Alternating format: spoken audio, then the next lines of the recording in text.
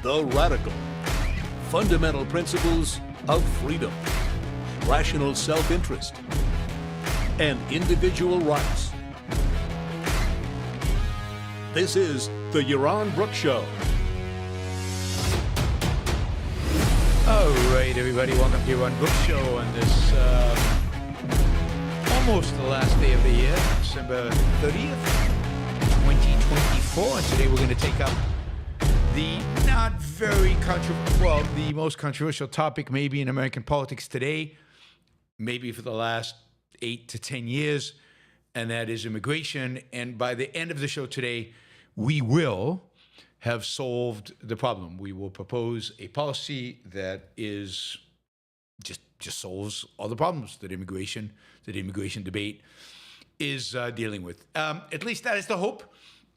I will be proposing my solutions, my policy, and we will go through the entire debate, the problem with today's policies, the reason why they exist in the way that they do, their consequences, and what the solution will be, and what the consequences of the solutions are, what the solution is, what the consequences are. So we'll go through all of that. This is a show sponsored by Alex Epstein. In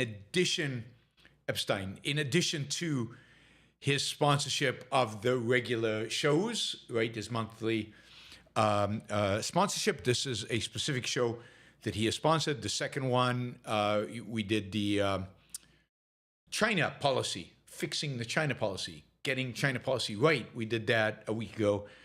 And now we're going to take up immigration.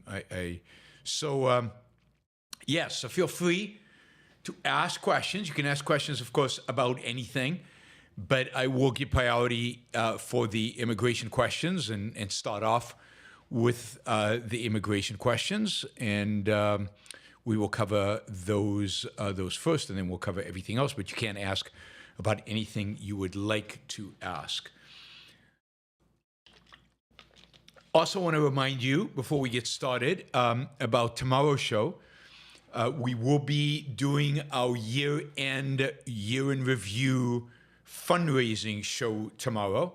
We have a big ask, a big goal to try to achieve, which is to raise at least $15,000 tomorrow during the show. So, and that show will start at 1 p.m. East Coast time. It will go, 3, 4, 5 hours, as long as it takes, right? And hopefully you guys can join. You can come for the whole thing if you want. You can come, just pop in and pop out, as long as you leave some dollars while you're here. You can go in and out. You can do what you want. We'll be here, and we'll be raising their money. $15,000 requires 30 people to contribute $500 each. That's one way we can get there. $500, I think, is the limit you can do in Super Chat. So you can do it in one time. You can ask $10, $50 questions. Of course, you can also contribute $2 and $1 and $5. Anything, everything is welcome. Everything is appreciated.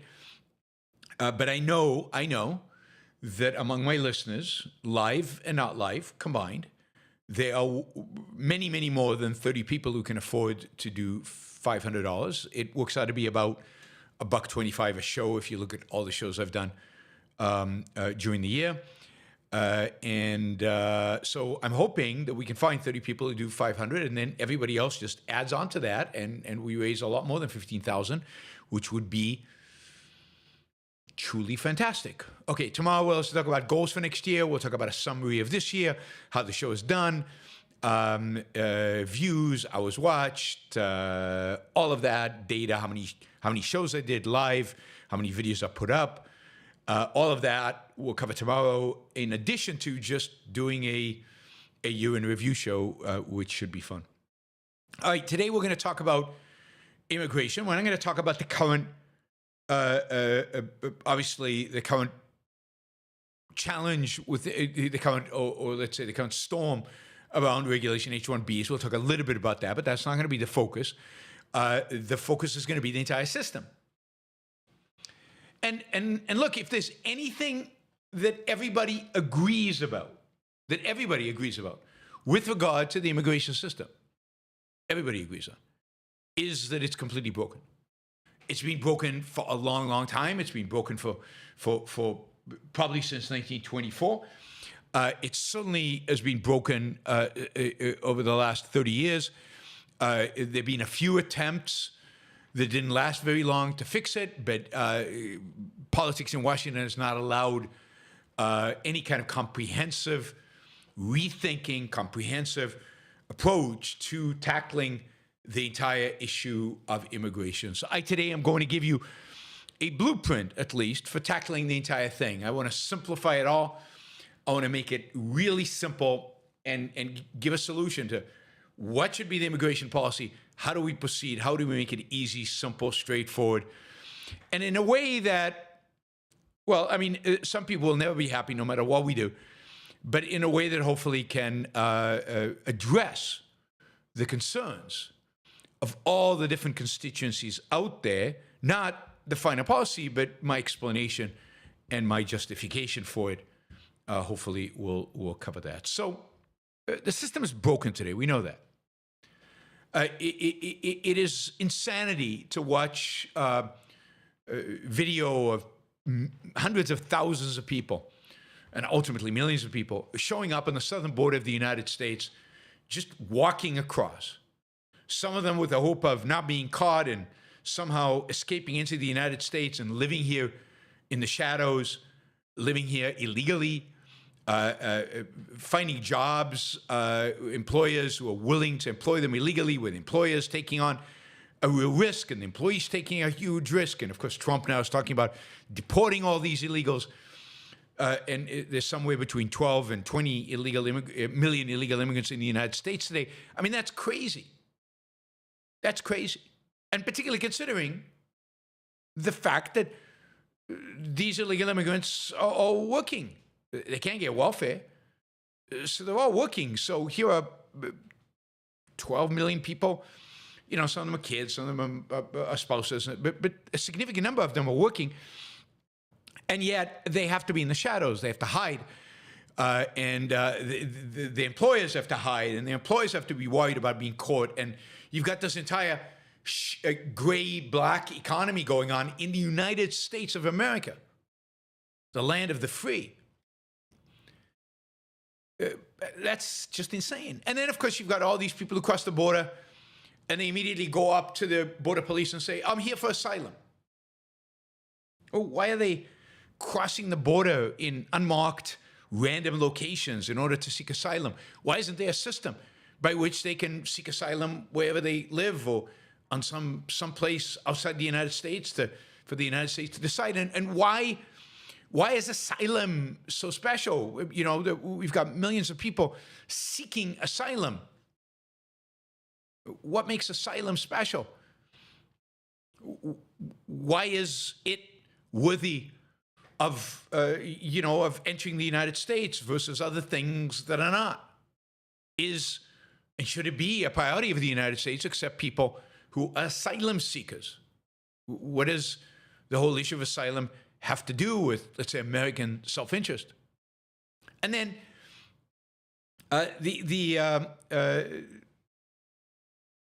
these asylum seekers, they come into the United States. The court system, the people who approve asylum cases, can't cope with the sheer number of people, so they are put up at taxpayers' expense in all kinds of places. Taxpayers are paying them not to work. They're not allowed to work, at least for months after they arrive. So they're on the dole of the government for months and months and months, or some of them maybe forever, I don't know. And I mean, it makes complete sense that people would resent this and find this inappropriate. Why are these people coming here? What does asylum have to do with me? And why should I pay their way?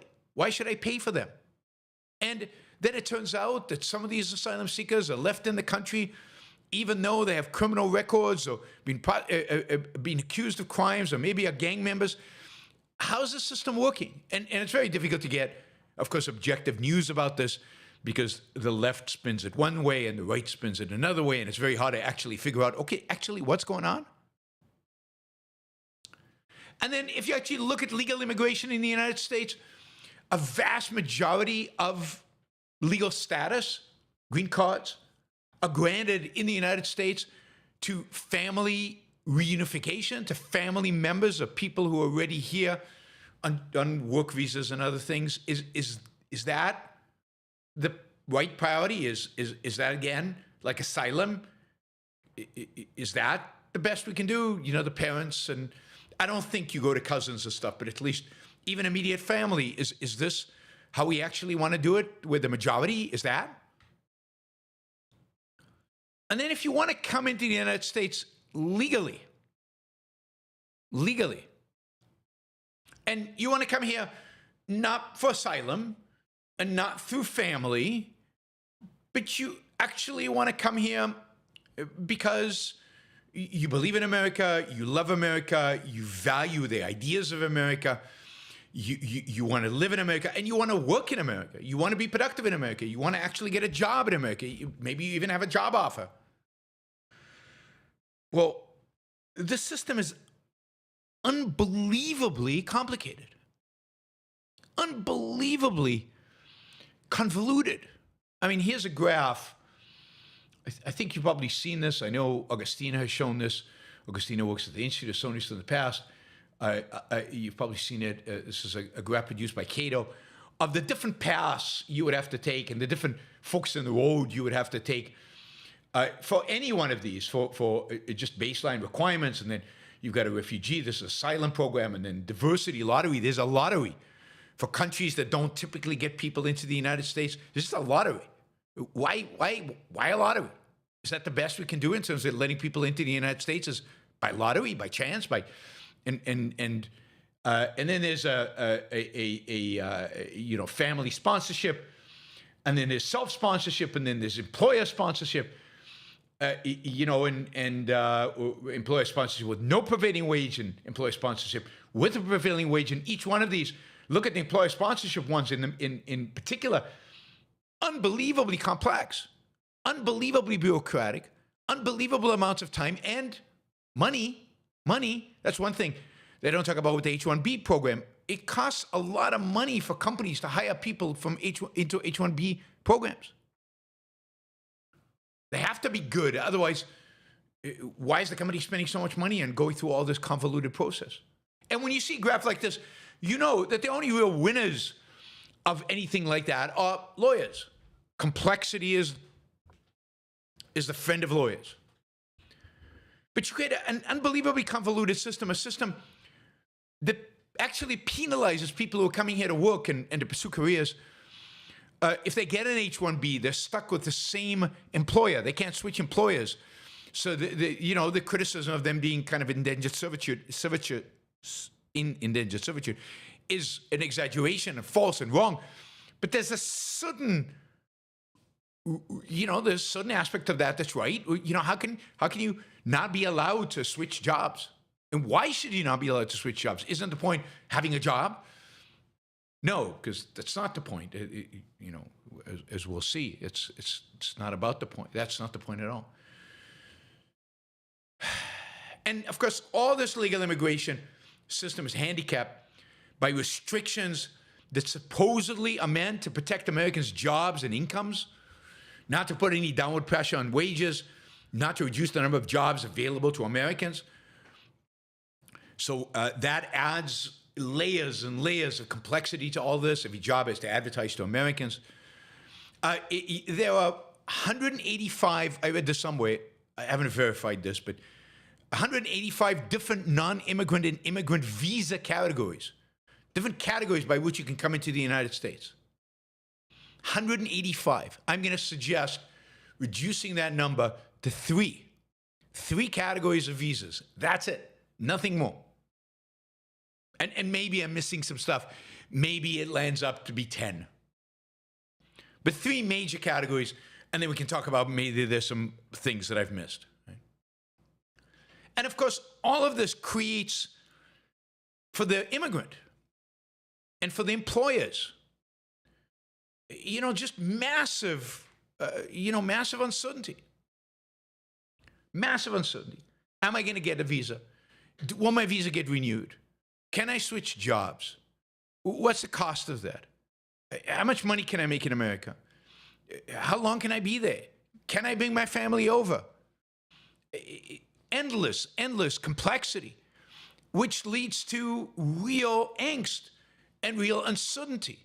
And the consequence of that, part of the consequence of that is, well, we get to the consequences in a little while, but certainly think about other people who don't come to America, would like to come to America, who say, it's just too complicated, too hard. Why would I, this is insane. And then, so the immigration policy we have today has no clear priorities. If you look at the numbers, it looks like the only priority we have is family reunification and maybe asylum, refugee. But other than that, nothing. And by the way, the asylum and refugee stuff is all part of treaties that the United States is signatory to. And has to fulfill that, supposedly, right? So, one thing is clear, and I think everybody can agree on, current policy is insane, it's crazy, it's divisive, it's polarizing, and we'll talk about why it's polarizing in a minute. It feeds into special interest groups, pressure groups, it feeds lawyers, and it is not good for Americans, and it's not good for immigrants. It's not good for either party. Everybody is basically frustrated and upset by the system, and they should be. The system is insane. The system is nuts. And I would say fundamentally, the system is unjust. People who should be able to come to this country cannot come to this country. And the standards by which we bring them in, or people come in and are not coming in, seem and are, to a large extent, completely arbitrary. And there are no priorities, there's no strategy, there's no thinking, there's no prioritization, there's no, what is the American thing to do? What is the thing consistent with American ideals, with American interests? What does a policy that's consistent with American ideals and American interests look like? So that's what we want to do today. We want to look for an immigration policy that is consistent with the preservation of American ideals and what America is, in particular, the ideal of individual rights. A policy that supports and improves the economy and culture of America, and that does not create just a political disaster. Does not create a political disaster. So that is the kind of policy that I think we need. It's the kind of policy that, I don't know that most Americans will agree even with that formulation. Certainly I'm not trying to please the haters of America. And I'm not trying to please, those are the, let's say, call them the radical left. And I'm not trying to please the racists, who there's no pleasing, and by definition, they're already anti-American. Anti-American. All right, so we have unbelievably irrational policy today. It's completely insane. Again, it prioritizes no priority, or prioritizes what seemingly is the wrong thing. It's creating havoc and mayhem at the border. It's creating havoc and mayhem for immigrants who come here legally and don't know what their status really is, and uncertainty, and the story is unbelievable. I mean, the bureaucracy built around immigration is just unbelievable. I'm sure you've heard stories. I'll tell you one, which I think is funny, sad, and probably not the worst. This is just an example. This is just an example of stupid bureaucracy at play, right? This is an example. It's a personal example of stupid bureaucracy at play, but it's typical of the system. So this is what happens on a trivial, small, insignificant issue. then just imagine when what you're really dealing with is your future, your career, your life. In some cases, your life when you're running away from certain regimes.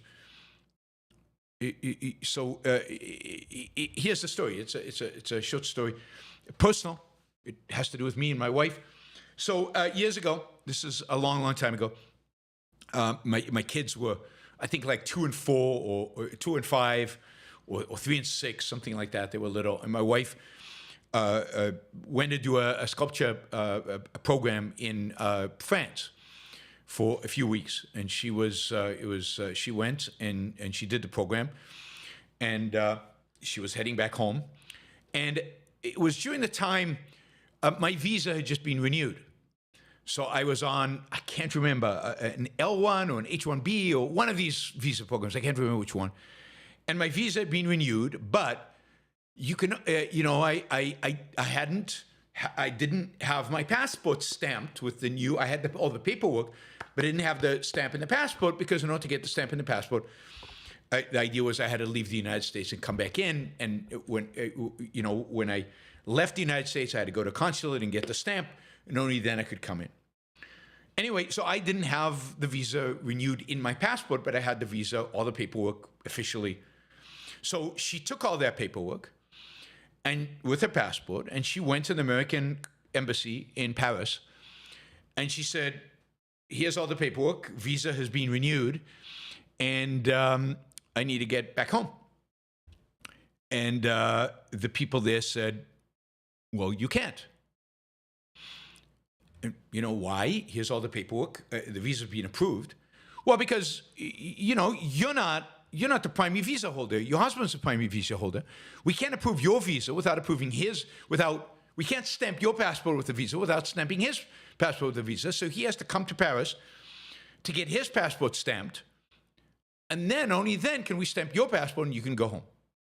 And she was like, "Really? He has to come to Paris to do that?" And and she's going back and forth and pretty upset, right? I mean, she's stuck in Paris now.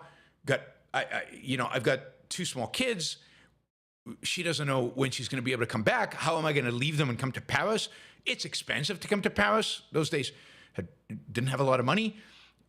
How do you do that, right?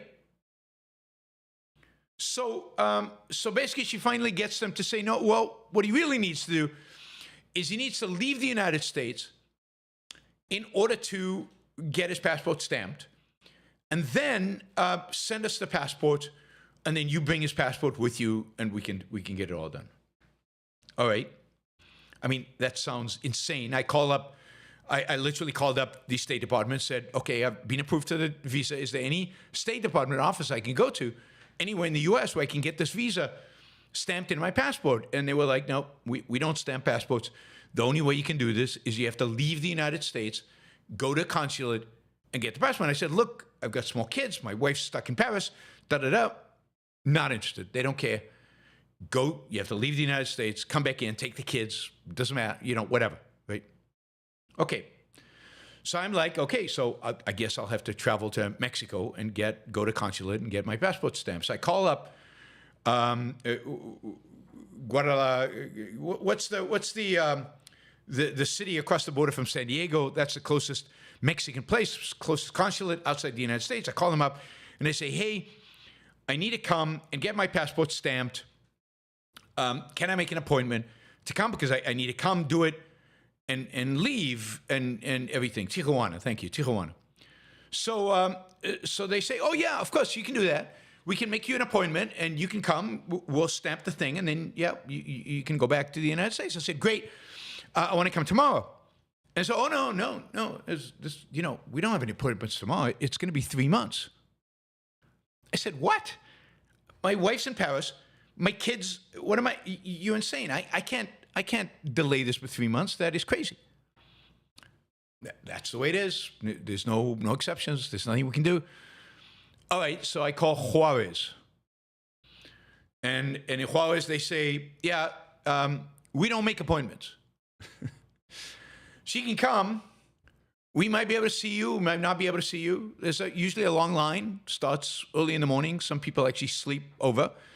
And you can try this, but you can come over and stand in line at Juarez. Juarez is opposite El Paso, right? And I'm like, Juarez is rough. And how long am I going to be stuck there? We don't know. We can't guarantee anything. We don't make appointments. It's not possible. All right, so Mexico seems out. So I call Vancouver. I mean, notice this. I'm like panicking here. Like, how am I going to make this happen? I call Vancouver. I can't remember what Vancouver said. I think yours had to wait 3 months or something for an appointment. Couldn't get Vancouver. Finally called Calgary. Calgary, the consulate said, yeah, sure. We can make an appointment for tomorrow morning or the day after, whatever the date was. You can come in, get the stuff done, and yep, you're good. You're good to go. So I got a babysitter, got on a plane, flew to Calgary. Luckily, they let me into Canada. I'm not sure why they let me into Canada. Can't remember what the reason was. Got into Canada, spent the night in Calgary. First thing in the morning, went to consulate, had an appointment. They stamped all my forms, everything was fine. Went, and I think I got my passport photocopied and all the forms photocopied. Put them in an envelope, FedExed them to Paris to my wife, got on a plane, headed back to California, got my kids, and my wife then took all of that. I mean, this is like, okay, so it took a few days. It was really stressful, bureaucratic, stupid, nutty, crazy stuff. But that's just for something simple, where I'd been approved and everything. There are real tragedies out there, real stories, real disasters.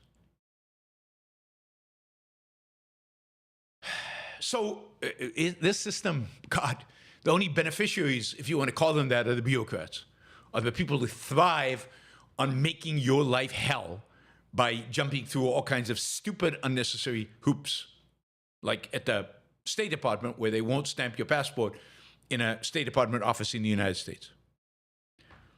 And that was 30 years ago. It's a lot worse today. Remember, I'm an immigrant, so when I graduated with a PhD, so first when I graduated with an MBA, nobody really wanted to hire me. I had good grades, good, undergrad, and engineering undergrad. I had an MBA. Everybody was like, yeah, we could hire you on. If you're an American, we'd hire you like that. But it's expensive to get you authorized and get you a work permit and all that.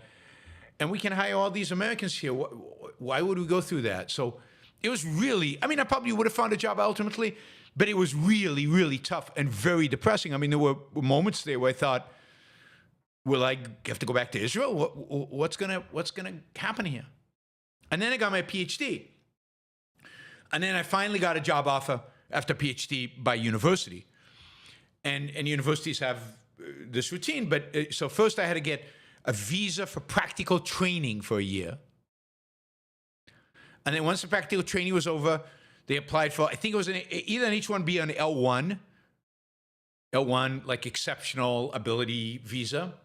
I think that's what it was. And then I had to renew that once, and then I got a green card. And then after 5 years with the green card, I got citizenship. So I arrived in the US in 1987. I got my citizenship in 2003. It took me 16 years. And it was, relatively speaking, pretty smooth. But that's unusual and rare. I was lucky. And partially because I had a PhD, made life easier. Anyway, rotten system. It's broken. It doesn't make any sense. And one other aspect of this, which I think is really, really, really important and really at the heart of it all, is that the system is a massive violation of rights. It is the government using its coercive power to violate the rights of Americans and non-Americans. Certainly one human right is to move. By what? By what authority? Does anybody constrain my ability to live somewhere other than where I want to live? By what authority? Do I go somewhere else? Can I not travel just because there's a arbitrary line, there's a line there that says there's a border. Why can't I cross it? Am I violating somebody's rights by crossing it? No. Then why does the government have any right, authority over me? And if you think about the rights of Americans, if I, as an American, want to invite a friend over to visit, he now has to go get a visa. I want to hire a brilliant scientist from Thailand. Why is that the government's job? To tell me I can't. I want to rent my hotel room to somebody who's visiting the United States or come here to work or come here to find a job. Why is it the government's business to tell me I can't rent to that person? So we have here a system of coercion, immigration law, which at least since 1924, really before that, starting with the Chinese Exclusion Act, has been engaged in violating individual rights, violating the rights of Americans to interact, to associate, to employ whomever they want. And that's at the core of it. That's why we have the disaster that we have. All right, so let's talk about why. Why do we have this system that we have today? What has caused it? And it didn't start today. Again, it started in 1924 under Coolidge. So this is why I don't think Coolidge was one of the great presidents. Certainly this law, excludes him from the ranks of top presidents of all time. He did some other things that are good. This is really horrible. Right? In 1924, dramatically restricted immigration to the United States. And you have to remember that before that, basically through the 19th century and into the early 20th century, again, with a few exclusions like the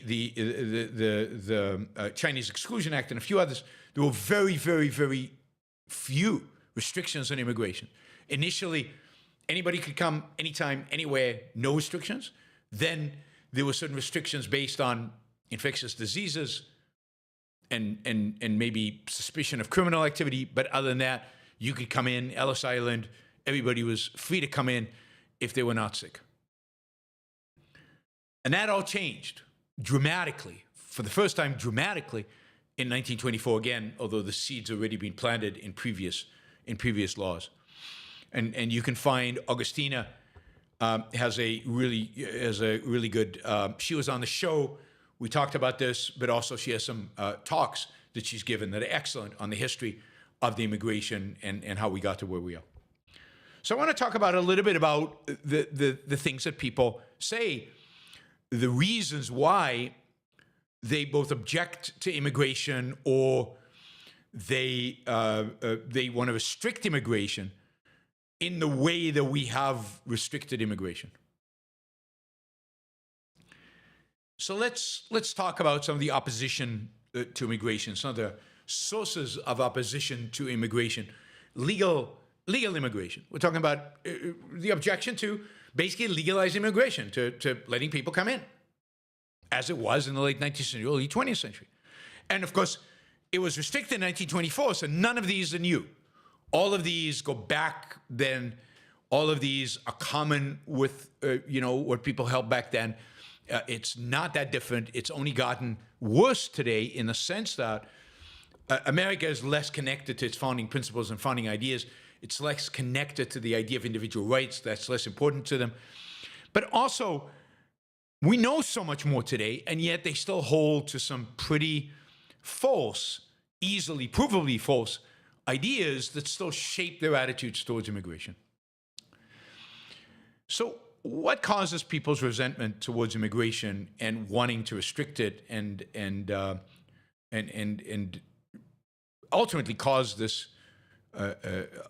incredible complexity? And we'll talk about that. First, I think a big part of it is fear.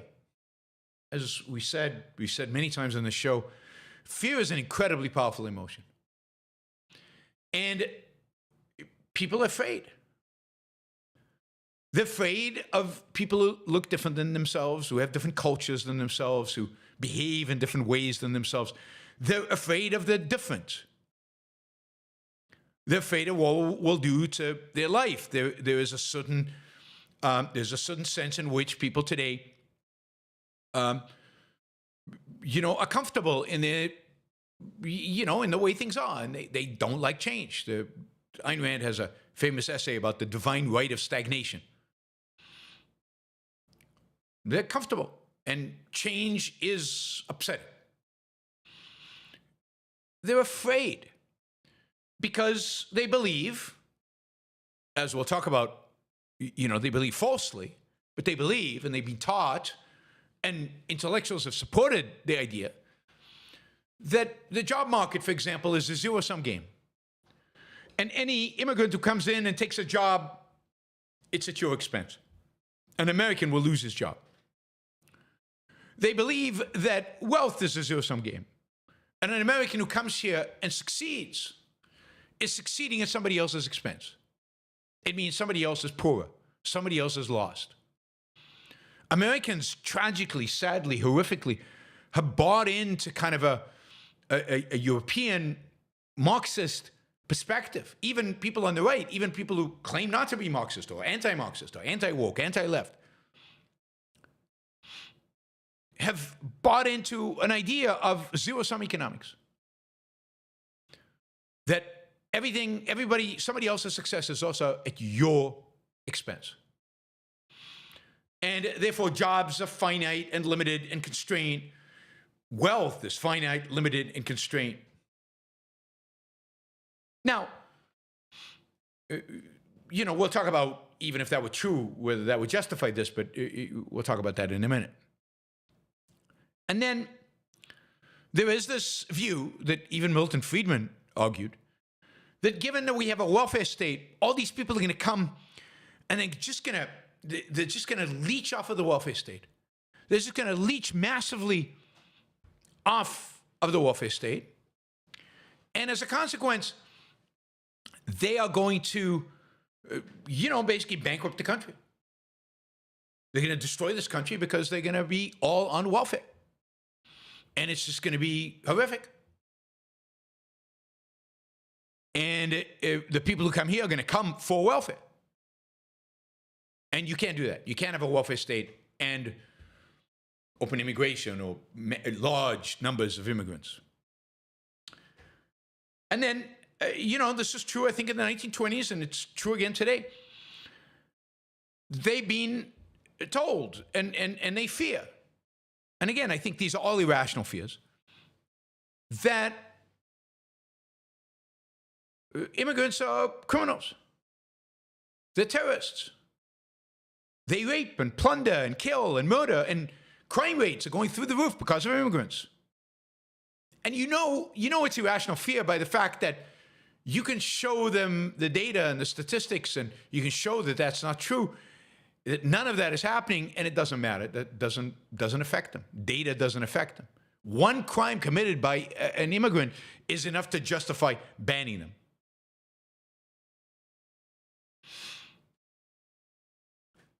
And the same with terrorism.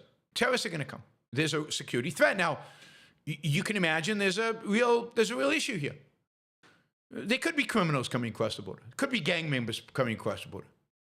And there certainly could be terrorists coming across the border. So there really is an issue of terrorism and so on.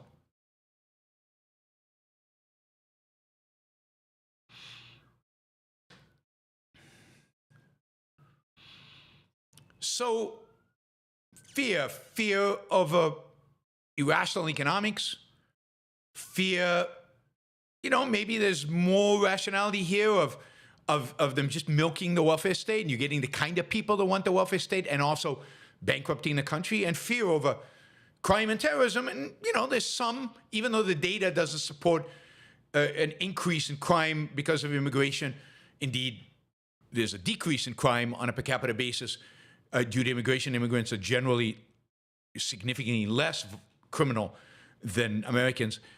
But the fear is there. And certainly all this needs to be addressed. But deeper than that, there's been a change in American culture. Even if it's true that an immigrant would take your job, even if it's true that immigrants lowered wages, and for some people they might. Some people might be competed out of jobs. Some people might see their wages decline. You do not have a right to a particular wage. You do not have a right to a particular job. You have a right to interview for a job and try to get it. You don't even have a right to be interviewed. You have a right to pursue a job. You have a right to try to keep the job. But you don't have a right to the job. You don't have a right to be protected from competition. You don't have a right to be protected from competition either by foreign goods, foreign products, foreign employees, or by people coming here and competing with you next door. What about people who just moved from, and this was a real issue in early 20th century America when blacks started moving from the South into the North and competing with whites for jobs in the North. People freaked out because there was competition for their jobs by Americans, happen to be of different skin color, but by Americans, and people flipped out. So they think they have a right. This is the entitlement mentality that is so sadly dominant in America today. I'm entitled to my job. I'm entitled to a wage. I'm entitled to my standard of living. I'm entitled to live this life. This is so un-American. So un-American.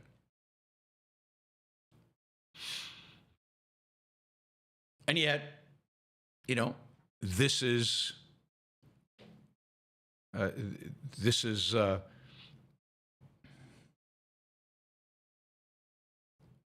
what Americans hold today. Another fear is that immigrants will fundamentally change our culture. We have pretty good culture today. And immigrants will bring their culture here, and American culture will disappear. But again, is there a real understanding of what makes America America? What makes American culture American culture? What the principles on which this country was founded, and therefore what is America? Now I know, J.D. Vance has said that America is not an idea, it's a people. But America is an idea. What makes the people of America special, and I think they're special, and I think America's special, I think it's exceptional, not because of its geography, not because of its people, but because of the ideas that have animated this country, the people in this country. The ideas that have seeped into the sense of life of the people in this country. The ideas that make America America.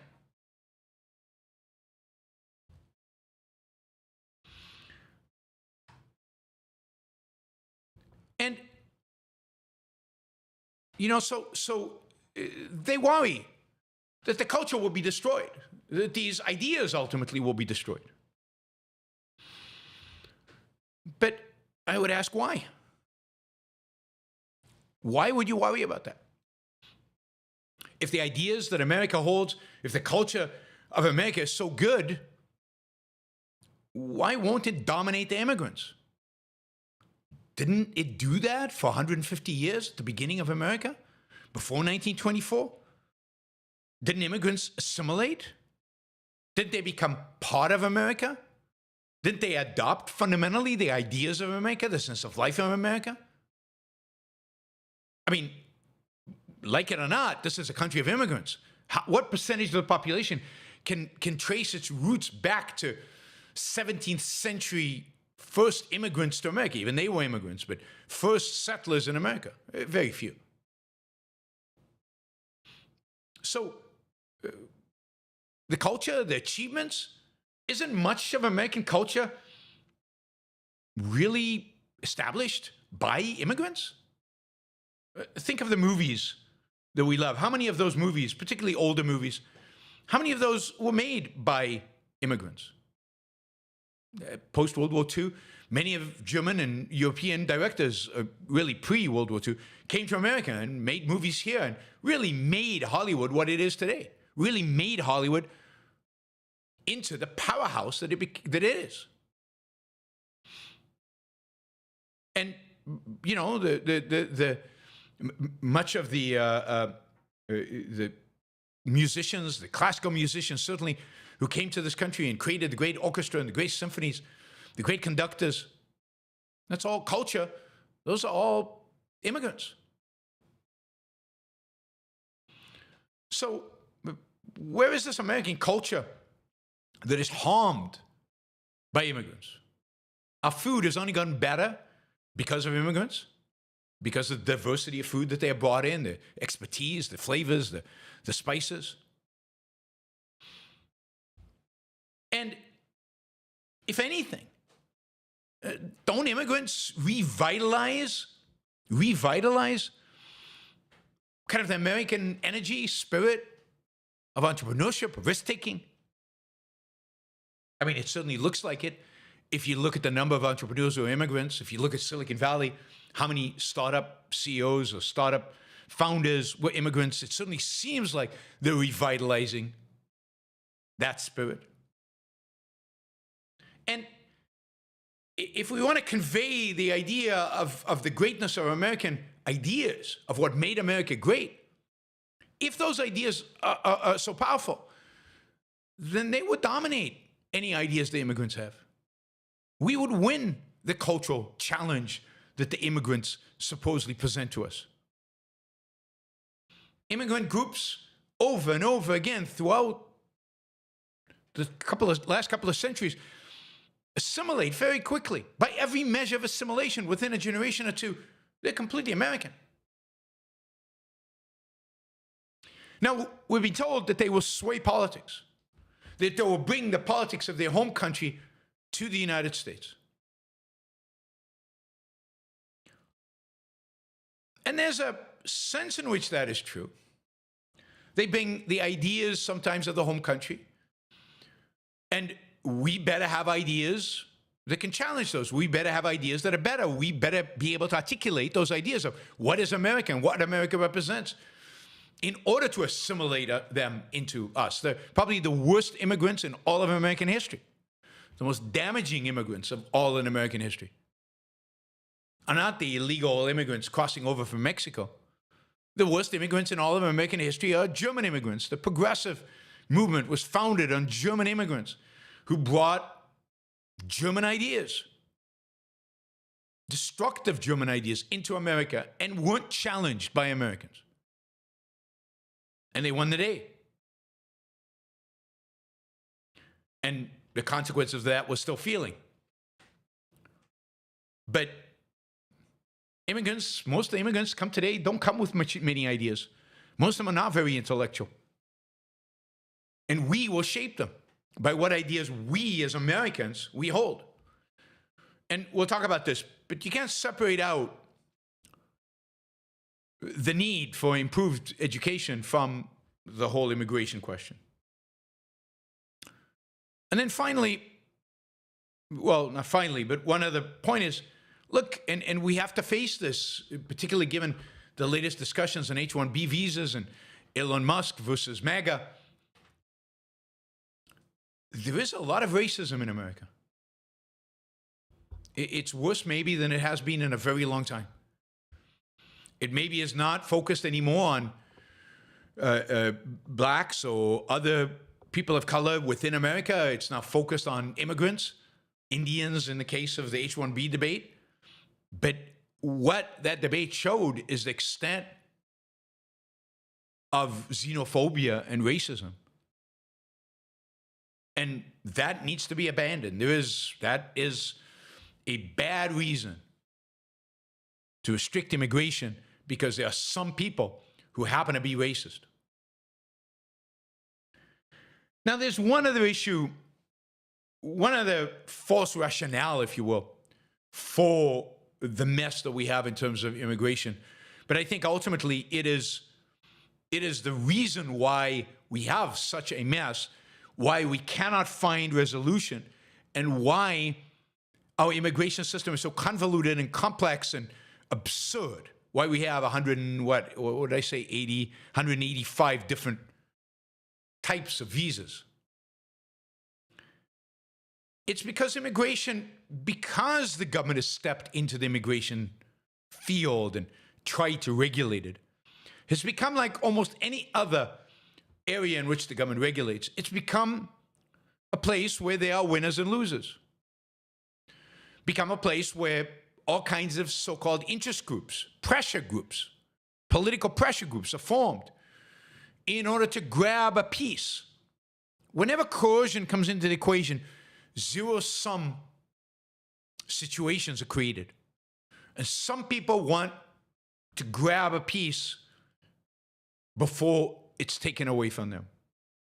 So you get ethnic groups, lobbying for their particular ethnic groups. You get professions lobbying to restrict people from coming in from their profession if they want, if they're afraid of the competition or they don't want their wages to go down because of the competition, right? So it's very difficult to bring in doctors to the United States because the American Medical Association doesn't want to compete with foreign doctors. They'll tell you that the reason is the foreign doctors are not as good as American doctors, but that's nonsense. The real reason is they don't want a flood of doctors coming in competing with them. We have a shortage of doctors in the United States. One of the reasons healthcare costs are high is because doctors can charge a lot because there are not a lot of them. Supply and demand. So there are professions and ethnic groups. And then there's a whole industry around asylum seekers and refugees. A whole altruistic movement to try to get people into this country on the basis of how oppressed they are. And then there are tech companies who want tech employees. And there's some tech companies who just want relatively simple, straightforward coders. And they're either not enough Americans or they don't want to pay them as much. And then there are other tech companies that want superstars, that want the geniuses, that want the extraordinary. And those tech companies are fighting each other for a piece of this pie. And then there are the nativists who don't want anybody to come in. And they're fighting over this. And then there are the woke leftists who just want to flood the country because they believe that by flooding the country with immigrants, they'll destroy whatever's good about America, which they hate. And basically, you've got all these pressure groups pulling and pushing. And what you get because of that is the mess, the disaster, the complexity, the just irrationality, the completely irrational immigration policy that we have today.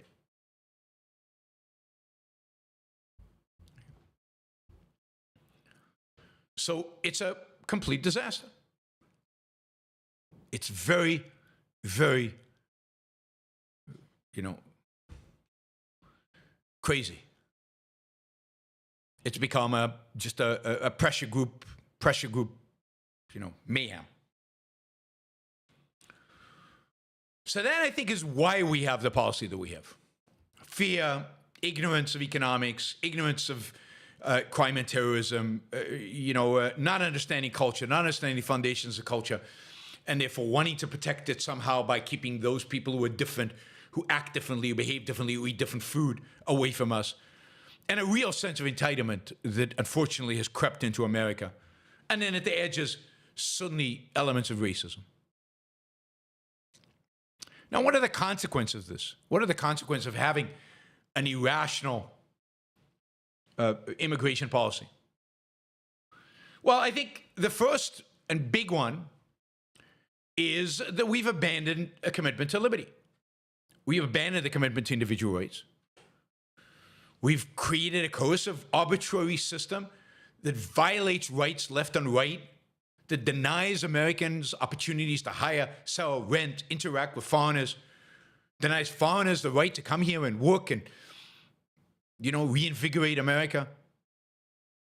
We have thus weakened our culture. And we have created an attitude. Our immigration policy creates the attitude of entitlement. which is unbelievably destructive to American culture. We have a dramatically weaker, less dynamic, stagnant economy. It might be the best economy in the world, and by some measures it is. It's nowhere near the potential that we have. We have a lot fewer entrepreneurs than we could otherwise have. Our productivity is a lot lower. Innovation, ingenuity, progress, a lot slower and weaker. More workers, more motivated employees, more motivated, smart, skilled, or unskilled, but entrepreneurial labor would enhance American life. I mean, every economic study shows that immigration raises productivity, raises wages. Now, in a particular sector, wages might go down, but overall in the economy, wages go up. Every worker who comes to America produces and then consumes.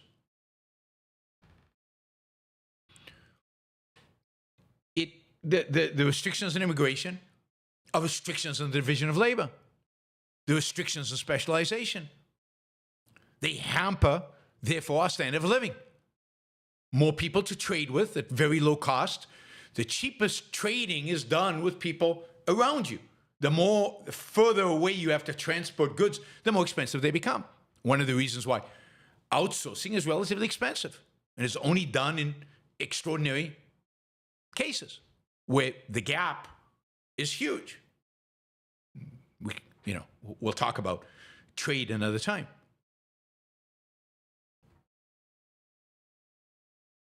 So, we're losing out on a higher standard of living. And of course, we're losing out on the geniuses, on the founders of, already 44% of all our unicorn companies, billion-dollar valuation or more, are immigrants. Imagine if we had more immigration. Imagine how many more unicorns we'd have, how much more great technology we would have, how much more. And so our economy would be a lot stronger. But think about also the national security implications of that. A stronger economy with much more innovation, with superior technology, makes us far stronger militarily than China or Russia or any combination of the above. We would beat them all. Think also about what we don't get. We don't get a brain drain. Imagine if Chinese engineers, if Chinese scientists could just come to America and get a job. There'd be a massive movement of the smartest people in the world to the United States. They'd love to live here. There are millions of them that would love to live here. And typically they are the most competent, the most ambitious, and often the most entrepreneurial.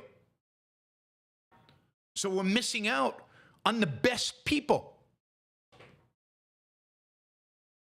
And a lot of them, I guess, could apply for an H-1B and then go into a lottery, and they're not going to, it's too much of a hassle.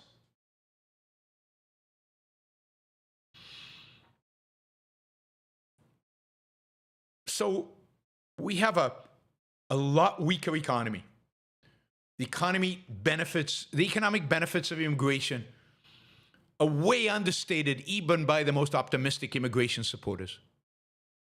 Immigration is a huge, unequivocal boon to the economy. It's not just the economy. Immigrants revitalize our culture. If we take seriously the idea of a melting pot, that we have the foundational values are American and we know what they are and we stand up for them, individualism. Don't tread on me. A government that protects our rights and leaves us alone. Then bring your values, bring your ideas, bring your culture to us, bring your food and your music and whatever, bring it to us. Why can't we integrate them into our culture? I mean, think about the geniuses of cultural product that we're missing out on that could be here. And it's not just geniuses in science and technology. What about the geniuses of music, in film directing, in literature, in economics, in philosophy, in food, great chefs, in painting, sculpture, whatever? I mean, think about the people who, again, in cinema, changed American cinema, changed American. Think about all the composers who wrote great film music who are immigrants. Think about great thinkers like Ayn Rand, Ludwig von Mises, who are immigrants. Culturally, have they made America better? Yeah. Has Ayn Rand made America better? Yes. Did Ludwig von Mises make America better? Yes. Did Marlene Dietrich, the German actress, make America better? Yes. Did Einstein make America better? Yes. Did they make American culture better? Yes. Well, why wouldn't the same kind of people today make American culture better again today? Why are we afraid of immigration rather than embracing immigration to make the culture better? So we're missing out on all of that. And then, I'm not a huge fan of looking at demographics, but demographics matter over the very long run. And the reality is that without immigration, America is a shrinking country, an aging, shrinking country. 1.7, I think, is the, whatever the number is. Replacement is 2.1, right? Children per couple. We're at 1.7 and going down. Even Japan, which has resisted immigration forever, is slowly opening up to immigration because demographically they're shrinking so fast, they're getting old so fast, they cannot survive as a culture unless they let people in.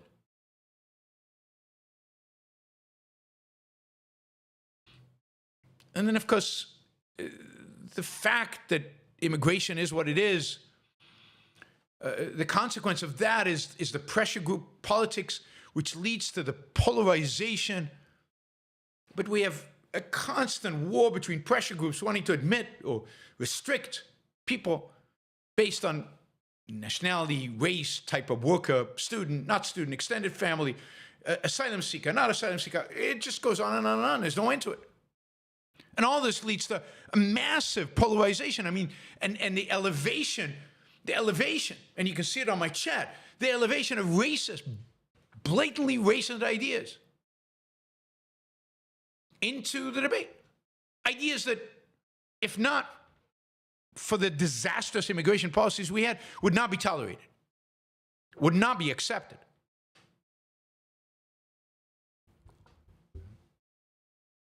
And you can see by some of the super chat questions that I'm getting how ignorant and unthinking people are when it comes to this issue.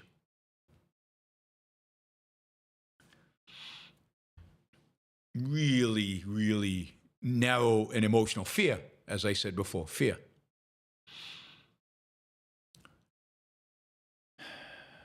And, America's lost its way. Even the defenders of immigration today, like Musk and Vivek, who try to defend H-1Bs, do so on utilitarian basis. Nobody mentions rights. Nobody mentions individual rights. Nobody mentions individualism. There's no conception of rights when it comes to this issue. It's a black hole, ideological black hole for these kind of concepts. And the consequence of that is, again, a deterioration, an erosion in our culture, an erosion in what it means to be an American, an erosion in Americanism. And I will plug the book that Jonathan Hoenig edited on Americanism with the lead essay by Ayn Rand on the nature of Americanism, which everybody should read. Everybody should read. And ultimately, the state of current immigration leads to an ever-increasing role for government bureaucrats and power and manipulation. And all of this leads to the craziness of what happens on our southern border, which is, freaking people out, but is really crazy. Thousands of people leave their homes all over the world, hundreds of thousands all over the world, from China to Pakistan to Arabia to all over South America. They leave their home, they trek for thousands of miles, much of it by foot, through jungles and deserts to reach a border. They have no idea what's going to happen. And then they cross that border and create mayhem, and then the government subsidizes their housing and their food. And it's just one big, massive disaster that makes no sense. And indeed, within this mayhem, there's the issues of security and criminality. People legitimately lose track of those because they're not tracking who's coming in and who's coming out. There's no objective standard, who to let in, who not to let in. And it's just one big shit show.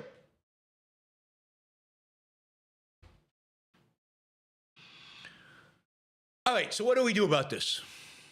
What do we do about this? What do we do about this within the context of the current political system? Within the context of America as it is today? This is not my ultimate solution for, a laissez-faire heaven one day. Also, I would add to whatever we do here, directly in immigration, which I'll talk about, there also has to be auxiliary things, or can be auxiliary things that we do. We'll talk about those as well in both immigration and the economy more broadly. So what do we do? What's the solution? Well, you have to start by scrapping the entire immigration system today. And I would include here doing away with the 1924, 1990, 1980, whatever, 64, 1980s, all of the laws. Creation of H-1Bs. H-1Bs should be gone. They were a travesty. People argue about H-1Bs, but one of the great distortions, H-1B creates a great distortion, and that is people are stuck in these jobs. They can't change employers. Just scrap the whole thing. Everything needs to go. You need to start completely fresh, completely with nothing of this legacy disaster, this legacy that has been created by basically pressure group politics. And I include here, America needs to leave whatever treaties it has regarding asylum. Asylum is not a standard by which somebody should enter the country. It shouldn't be a standard. The standard should be, whatever the standard is, it should be America's interest, not the suffering of somebody. Suffering of somebody should not be the qualification. Suffering politically versus suffering economically is treated differently. Why? Why is that suffering is more important than that suffering? None of that is important. None of that should be accepted. So we should exit every treaty that requires us to accept people based on asylum. We should scrap the entire immigration system and start over. And basically have three categories for visas. The dominant category, which is a work visa, a tourist visa, which would be very limited. I'll talk about when it should be applied. Most countries, even today, their citizens enter the United States without a visa, right? If they're visiting, and that would stay. And then, student visa, a student visa. So let's think about how you would do this. Three types of visa. Basically, I would say that anyone who can show that they can take care of themselves financially through employment or through the wealth that they have, and who does not pose an identifiable criminal or national security threat should be welcome as an immigrant on, let's say, a 5-year visa, renewable as long as they maintain the status, that is, of income or wealth. So I'll say this again. Anyone, this is the principle, this is the solution. Anyone who can show that they can take care of self through employment or wealth, and who does not pose an identifiable criminal or national security threat should be welcome as an immigrant on a 5-year visa renewable, as long as they maintain that status of income or wealth. So first, that takes away the whole issue of welfare. They're making money, or they have money. And by the way, just to make sure of this, we can attach to this bill a provision that says these people are not eligible for any form of welfare until they become citizens, which is kind of weird and bizarre. Like, one of the privileges of citizenship is you get to go on the state. But okay, I'd like to get rid of the welfare state first, but we got a welfare state. Let's just, this is within the context of it. So they can have a 5-year visa, renewable as long as they maintain status. And this means that anybody who has a certain level of wealth, and we can decide what that level of wealth is, I don't know, figure it out, or who has a job offer, a legit job offer from a United States company that at a minimum is call it a living wage, whatever the hell that is. Some minimum amount, doesn't have to be a lot, but one that would prevent them from allow them to live reasonably well, who passes a criminal and national security screen, gets the visa. You could imagine employment agencies setting up shop all over the world, connecting American businesses with potential employees, getting them job offers, having a terminal that connects them to FBI, helping run the national security and criminal screen, and basically having the authority then either to issue a visa or to issue a paperwork that allows the person to get a visa and come into the United States. Right? So that is step one. Now, these visas would give a person a right to work, the ability to work. They would not be eligible for citizenship for at least 20 to 25 years. So you don't have to worry about this flood of immigrants coming in tomorrow, and before they have a time to assimilate or any opportunity to assimilate, they're already voting. So no eligibility for citizenship for at least 20, 25 years. And if you're really worried about this, if you're really concerned about citizenship, then I have no real problem with saying they never become citizens. Their kids are citizens. The kids can become citizens, but they never become citizens. If you make it 20, 25 years, they've spent a significant portion of their life in America. If our culture is strong, if we know what we're about, then they will have assimilated by then.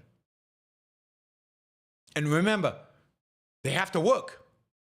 Their visa will not be renewed unless they're working, unless they're producing income, or they've accumulated enough wealth. In either case, they become productive members within American society. What better way to assimilate into America than to work in America, than to be part of an economic enterprise in America? I would also have a meaningful citizenship test. The citizenship test today is stupid. It basically asks a series of multiple choice questions, all from a very delimited number of questions. You just have to pick up a little book, memorize the content of the book, and you're in. It needs to be a meaningful citizenship test, and not an ideological test. We'll get to ideology in a minute.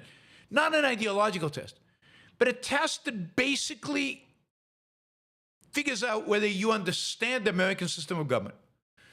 You understand the principles on which America is based. Maybe Americans should take this citizenship test as well before they are allowed to vote. We'll leave that for another show. But they have to be able to articulate, say something about the founding of America, something about the separation of powers and the checks and balances, something about individual rights and the meaning of the right to life, liberty, and the pursuit of happiness. Something about these things. So a meaningful citizenship test.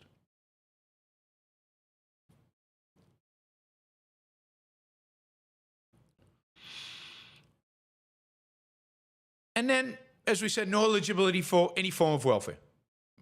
At the federal level at least. I don't know if you can constitutionally ban states from providing welfare to them. But again, they would be required to have a real job. Or, by the way, income could be, when they renew the visa, could be from their own venture, from an entrepreneurial venture. That is, this visa would not restrict them from staying with the particular employer. You don't care who the employer is. You don't care what the source of income is. That is, if they started their own business and now getting income, that's fine. If they've started a YouTube channel and they're getting income, that's fine. As long as they are producing income, that they are living off of that income, that they're not living off of the state in any way, their visa should be renewed. So, for example, a standard could be, if you're getting welfare from the state, from local or state government, your visa will not be renewed. So while state and local government might be allowed to give them welfare, because the federal government can't control that, that would be a black mark on the renewability of their visa. Now, let's talk about the screening. So there'll be a number of criteria for screening.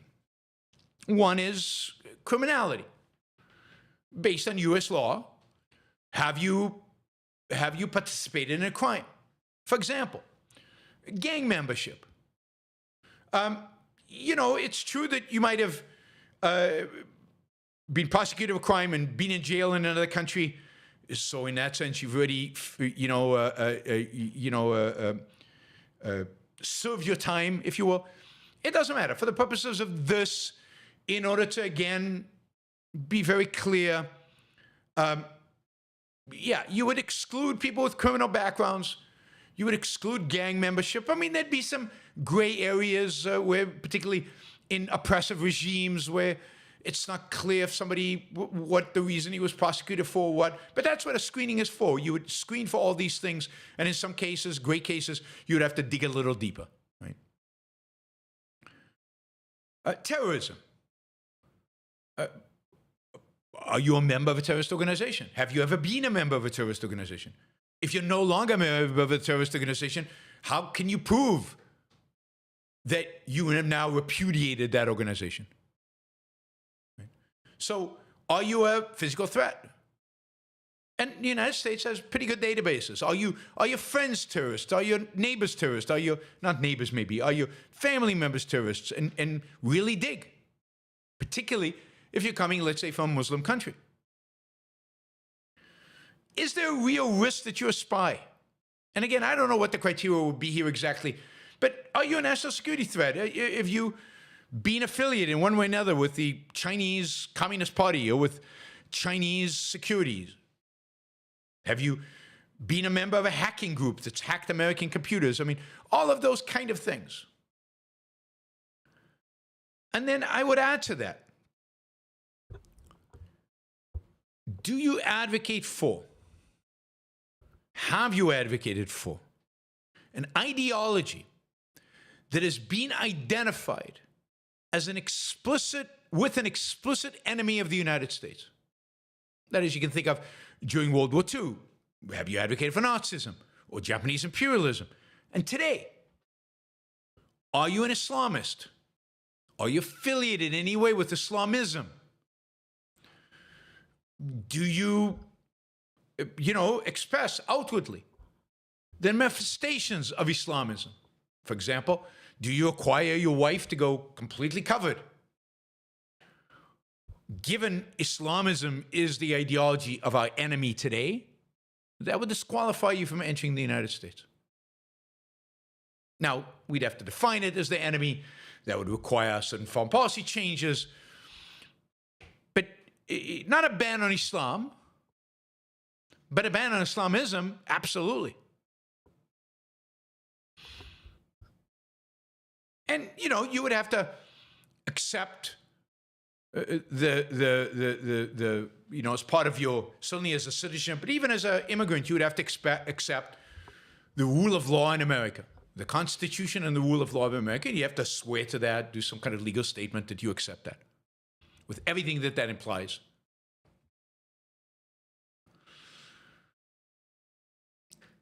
And if that means 10 million people come in, 1 million, 5 million, 300,000, I don't know what the right number is. There's no right number. Whatever the number is, it is. And it's based on the fact that they have a job offer. They have a job waiting for them.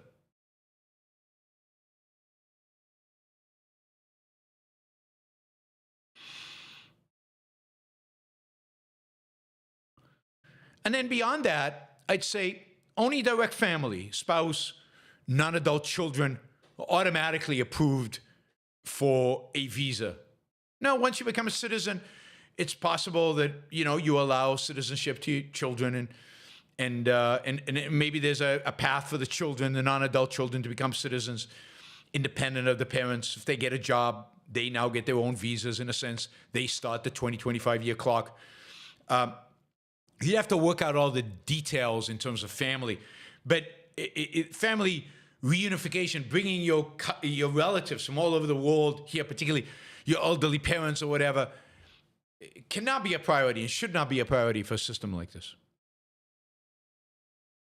Now notice, so that's the bulk of it. That's most of the visas that are relevant for immigrants, right? Citizenship is something that's pushed into the future. It's something that's a little harder to get. It's something that you have to achieve. Now, what about tourists? Well, I would require only for citizens, require a tourist visa only from citizens of countries where there might be a national security threat, so that you can screen them. By the way, I didn't mention health checks. Yeah, I mean, with the criminal and terrorist stuff, you can also do a health check, make sure they don't have tuberculosis, other kinds of infectious diseases. I think the United States today has a list of all the infectious diseases you cannot enter the United States with. Ebola, I don't know, whatever. So real infectious diseases that are deadly or that are easily transmittable and hard to cure should be excluded, right? You should be able to exclude people from that, and if they have that, just like they did in Ellis Island. Tourists should be allowed in, again, unless there's some risk, either because there's a epidemic in their country, a pandemic overseas, and then you want to screen them for health issues, or they come from a country that might pose a potential national security risk, and then you want to be able to do a criminal or a national security screen on them. But other than that, tourists should be allowed in pretty freely. And then finally, student visas. I mean, one of the great crimes in student visas today is that we give out student visas and then we don't allow them to work while they're students. And we don't allow the spouses to work. This is my case. When I came here on an F1 visa, my wife had an F2 visa. She was not allowed to work. So we both had to survive somehow. I wasn't allowed to work. I had to work on campus. So I worked on campus and I worked illegally. Right? And, you know, that's how you get along. Consulting job here, consulting job there. You do what you can. Right? So student visas should require screening, the same as work visas. There should be an adjusted for income and wealth, so that the student can support themselves while studying. And there should be zero restrictions on work of students or spouses in the United States while in the United States. And once a student finishes his study, he should be able to apply for a work visa and so on. Now, what does that mean for our border, particularly our southern border, where we have all these problems?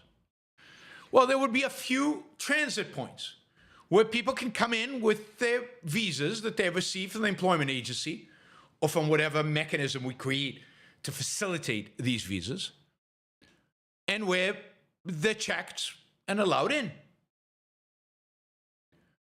Now, anyone who tries to enter in a different location can be therefore rationally assumed to be a criminal or terrorist, because otherwise, why would you do it? or somebody who wants to come in to benefit from welfare, though not clear how they would ever get it. And I think in those cases, it would be legitimate to have instant deportation and exclusion from ever immigrating legally. So you can never come here again. And for repeat offenders, jail time. I mean, this would basically end the massive flow of illegal immigration over the southern border. People would just come here legally. But it would be large numbers. Now, I just want to say a few words about some other things that I think need to be done in association with this. We need to generally, pretty much for everything, liberate our economy as much as we can. We need to get rid of things like minimum wages and required benefits and make it easy to employ people and make it easy to fire people and hire people, whether local Americans or foreigners. We need to make employment legal, hiring and firing easy. We need to make starting a business easy, super easy. So we need to make America's economy freer. And ultimately, over time, it would be great if we started reducing and actually eliminating the welfare state. Certainly at the federal level. Ultimately, I'd love to see it at the state level as well. But at the federal level, eliminating the welfare state. And then in addition to this, we have to solve the problem of education. And here I wanted one aspect of education that affects both primary, high school and college education. And also, generally, the public debate, intellectual public debate. We need to stop endorsing multiculturalism. We need to reject the idea that all cultures are equal. We need to be very clear with people coming to America that they are coming here with expectation that they will adopt our culture, that our culture is better than theirs, that our culture, the reason they want to come here is because it's good. The reason they left theirs is because it's not good. We need to be very explicit about this. We cannot teach our children at whatever age they are that we are colonizers and we are evil and we are bad and we are horrible and we have an awful culture and the cultures of all these other countries are just the same as ours and just as good as ours. That's just not true. And we need to understand why that is, individual rights, and promote it. And through doing that, by emphasizing our strengths, by emphasizing our virtues, the value that America represents, we will accelerate assimilation. We will say to the immigrants, you've come here. We expect you to follow American law. We expect you to integrate into our culture. We expect you, I think the whole idea of, letting immigrants use their native language is absurd. We need to integrate them linguistically. There needs to be one official language in the United States, that's English. A big part of assimilation is language, and that needs to be a demand, an expectation. And by the way, if they come here to work, they will have to speak English.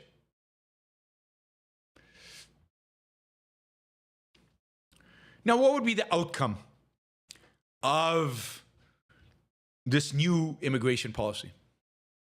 Well, first of all, we're talking about a lot of additional people coming into this country.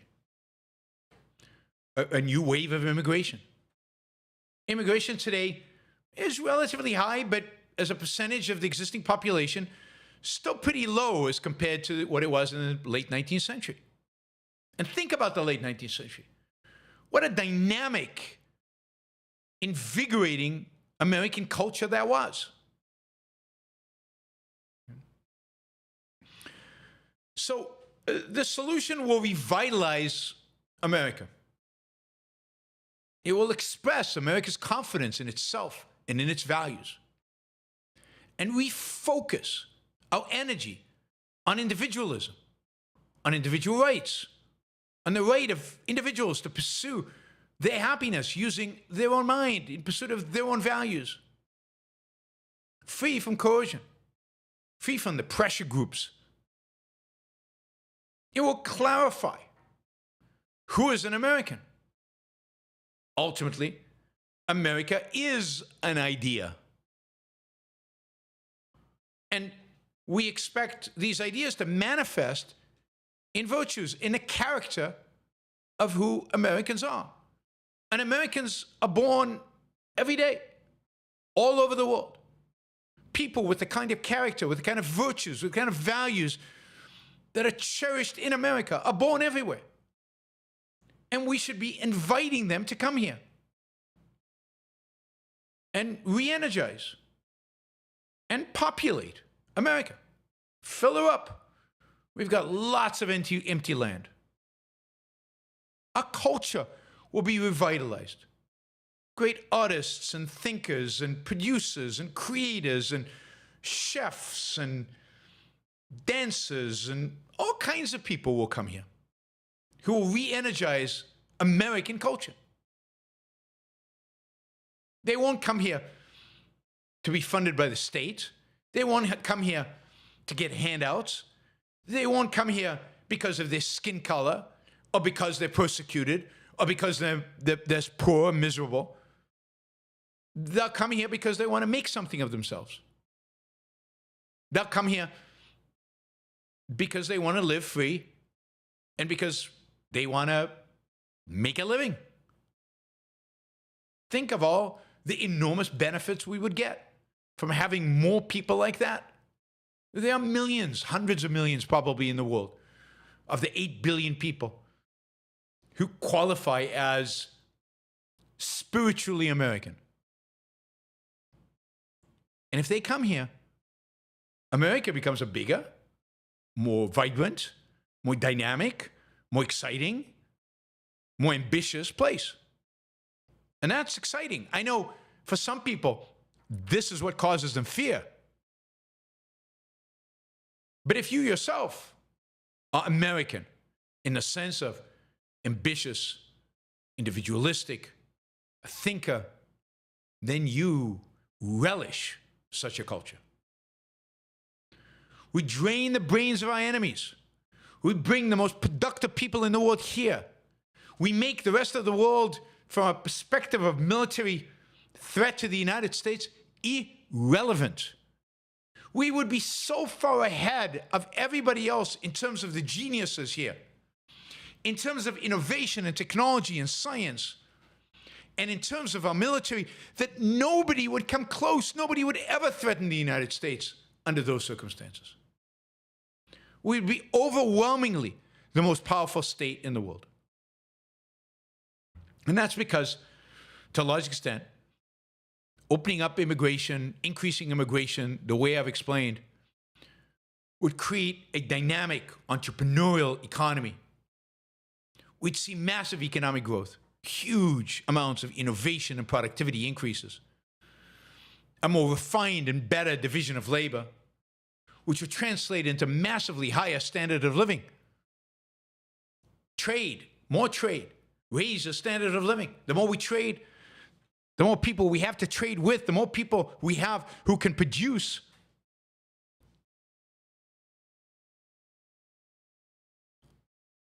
The richer we are. And we'd have a lot more geniuses. We'd indeed become the magnet of geniuses to come to this country from all over the world.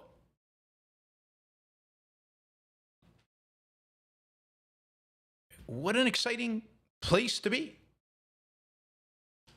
And, you know, the dull, stagnating parts of America would either shape up, would either become ambitious, become dynamic, or they die. But that's the way it should be. You get what you deserve. You get what you pay for. You get what you work for. We indeed have a smaller, less powerful, less intrusive government. I mean, just think about the size today of the border security and what is it? ICE and all the different agencies responsible for immigration and reviewing and the bureaucrats and all of that is gone. Much less rights being violated. Simple process. Everybody can understand it. Laws generally should be understandable. We would attract the best people in the world. No handouts, no giveaways. And we would take off the table the most contentious issue that we have today in our politics. Less polarization, less emotional craziness. I mean, the racists will still be racist, but they would be marginalized. And maybe some of them will change their minds once America becomes as dynamic as I know it will. And finally, we will have a quieter border. Almost no illegal immigrants. Just everything, the whole temperature of everything about immigration would come down. We get all the benefits of having all these amazing people come to this country. And there's only upside. I don't see any downsides to it. None. Zero. Nada. If you understand that economics is not a zero sum, it's additive. Every productive individual adds to my life, makes my life a smidgen better. Millions of productive individuals make my life a lot better. Billions make it even more better. Not only can I benefit from free trade with gazillions of people in all countries all over the world because of free trade, having them come here, not all of them, but many millions of them, is a huge benefit to me because trade with people from far away is more expensive. Some of those regimes over there are horrific and I don't want to support them. And people who come to America become more productive. Because of technology, because of capital, because of innovation. As soon as they cross the border, doing the same job they did in their own country, they are more productive in America than they were there. We're better organizations, better technology, better infrastructure, and more motivation. That's why they make more money here. So everybody becomes more productive, which makes me richer. Makes me richer.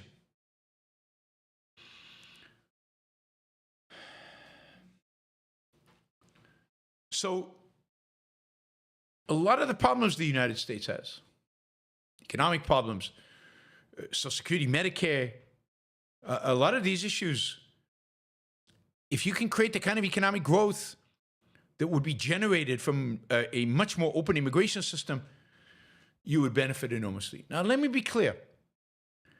100% rights-respecting government does not issue visas. 100% rights-respecting government maybe screens for infectious diseases, terrorism, and criminality, and that's it. Doesn't require you to have a job. Doesn't require you to do X, Y, Z. It just has open borders. And that's the ideal we strive for. But this is a big, big, big step in that direction, given where we are today. So it's a step in the direction of open borders, let them all in. But it's not an ideal because, nothing in our government today or in our government in the next few decades is going to be ideal. If we can move elements, parts of the government towards greater freedom, we'll all benefit from it. All benefit from it. All right. So I'm sure you have a lot of questions. There are certainly issues that I have not covered here. We can talk about them if you ask about them. If you come up with them, that sounds good. Feel free to use the super chat to ask those kind of questions.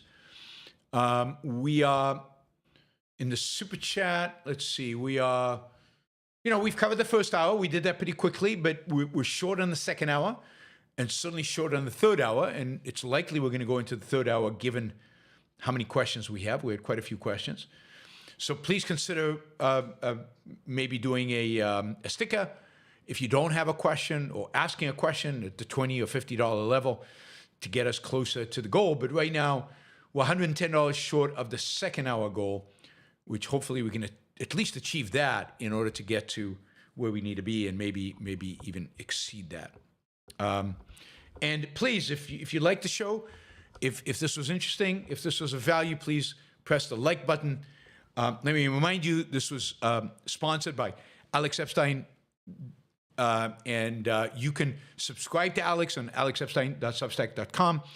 Right now, with that subscription, you will get access without an extra fee to Alex AI, which is amazing. You'll have the ability to query an AI program about anything energy related, environmentalism related, fossil fuel related, and climate change related, and have Alex, in a sense, answer your question.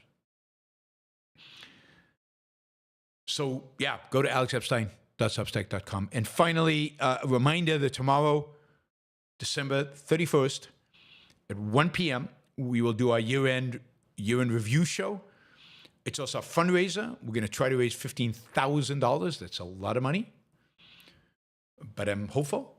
I think we've made our targets in past years, so I'm hoping we'll make our target this year. So please join us for that, even if you drop in just for a little bit. We'll be on for 4 hours probably to make the goal.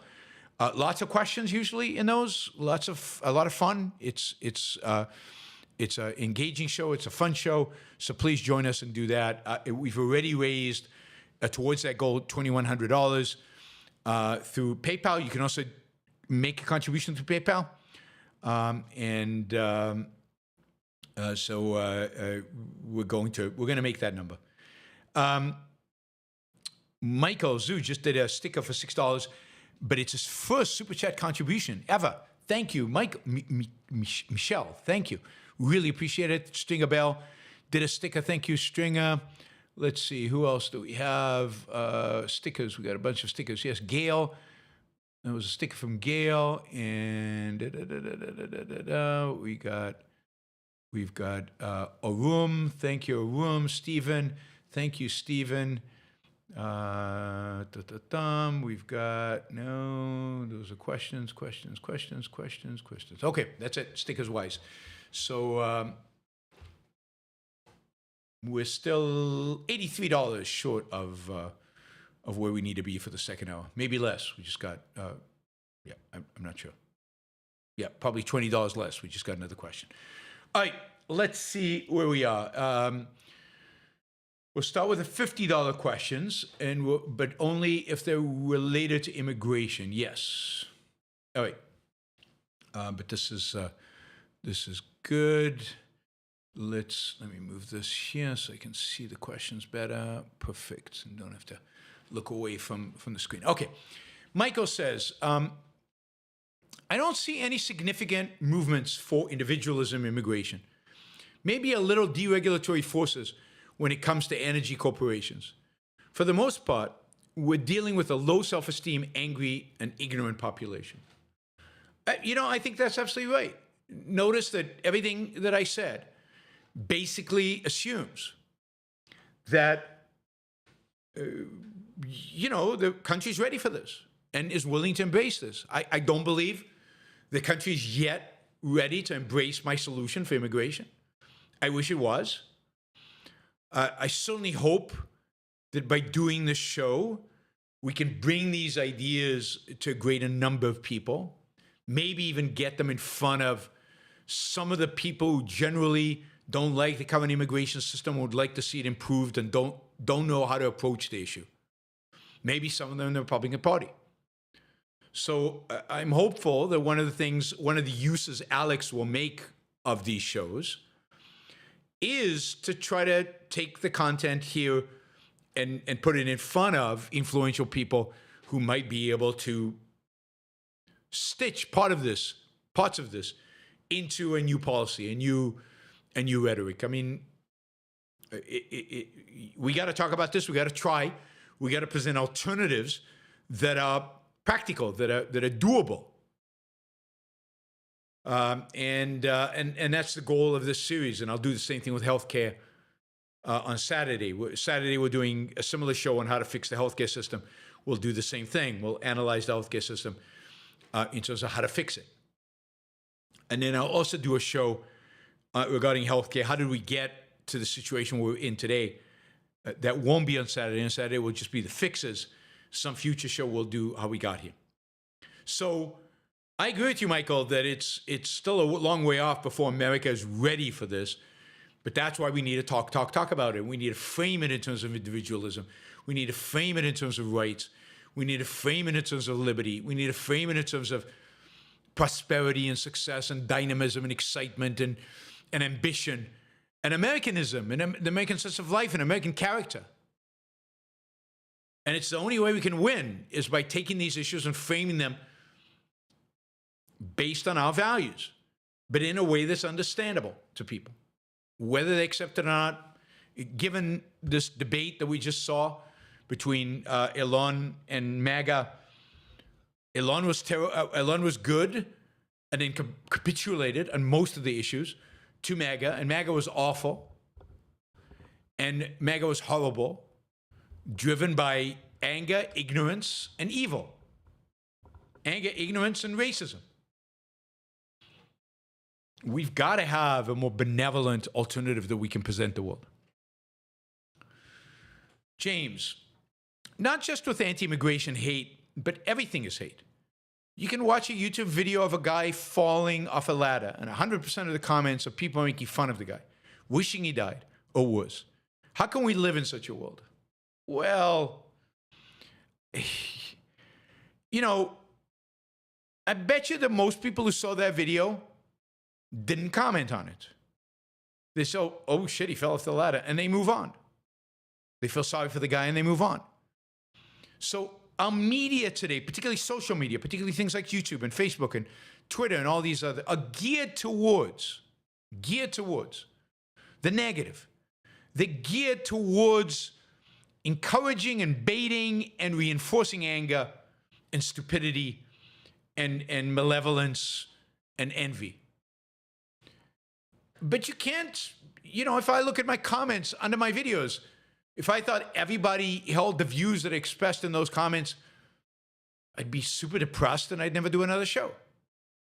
But they're not representative. They're the people who are trolling, who are, you know, the nasty comments at least. You know, and the same thing with the guy falling off the ladder. I mean, who's going to say, oh, poor, I mean, the person who actually think, poor guy, that's really sad, is not going to stick around and make a comment. They're just going to move on. So beware of the algorithm. Beware of the tricks of the medium to give you a sense, and all our medium is structured this way, of how bad things are, how awful things are, to reinforce the negatives. And it's definitely, we live in a world where everything is about reinforcing the negatives, from the news to social media to pretty much everything else. And most people in America, if a guy falls off a ladder, they rush over to try to help him out.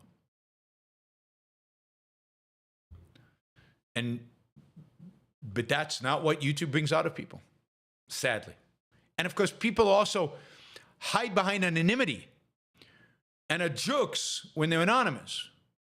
They might not be jerks in person, but they're anonymous. They are super jerks.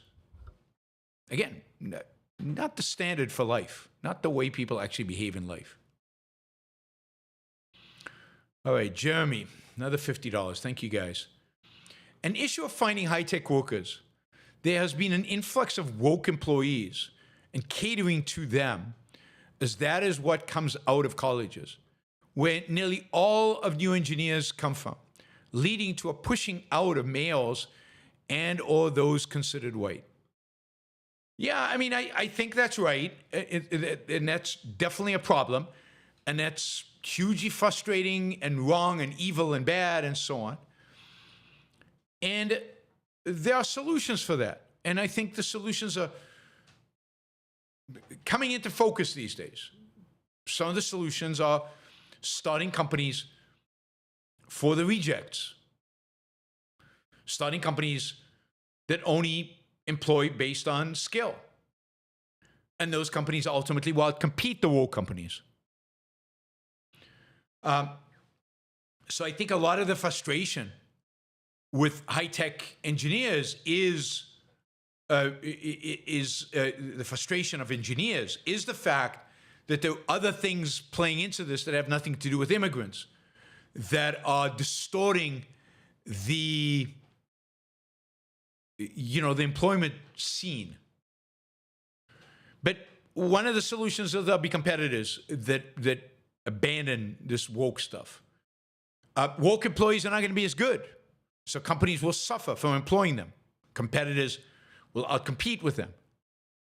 And then the better companies will start shifting. I mean, we saw that, we've seen that already with companies abandoning DEI, with companies abandoning the idea of politics at work, and I think slowly shifting away from woke. And I think that is happening, and I think it will accelerate over the next few years. I think that, particularly in tech, there's going to be a dynamic move away from woke hiring. And yes, these engineers come in and they're not that qualified, but they're not going to be the ones dictating employment practices into the future.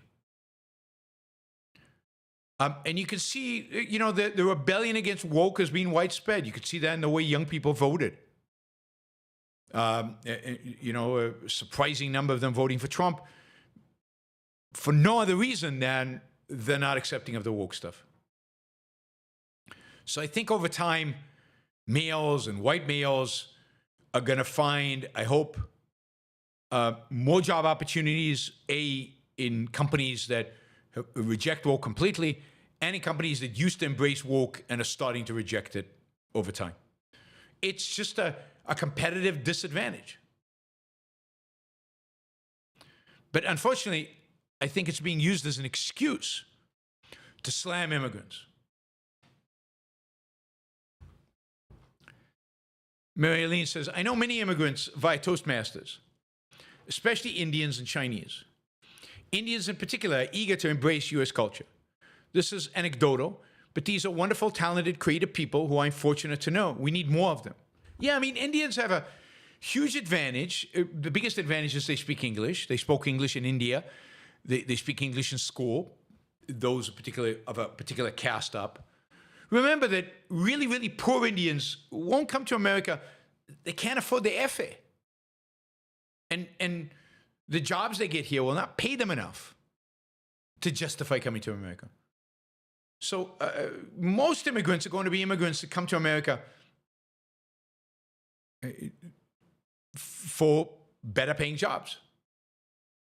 Some will be low skill because there are opportunities among low skill, but they will be the one to travel the shortest distances, the cheapest cost. But Indians have an English-based education system. They speak English. There are many engineering schools, many of them excellent. They come here and they're very ambitious. They're the most successful financially immigrant group of all the immigrant groups. The average Indian is well into the six figures. And they want to embrace U.S. culture. I think it's because of the familiarity with English culture. It's less foreign than, let's say, for the Chinese, where the language is a big deal and the culture is very, very different. And it takes them a lot longer to figure it out and assimilate. But they do. They do. Look at the Asians in California and how well they have done, or Asians all over America and how well they've done. Eastern Asians, Chinese, Koreans, Japanese, phenomenal. Right.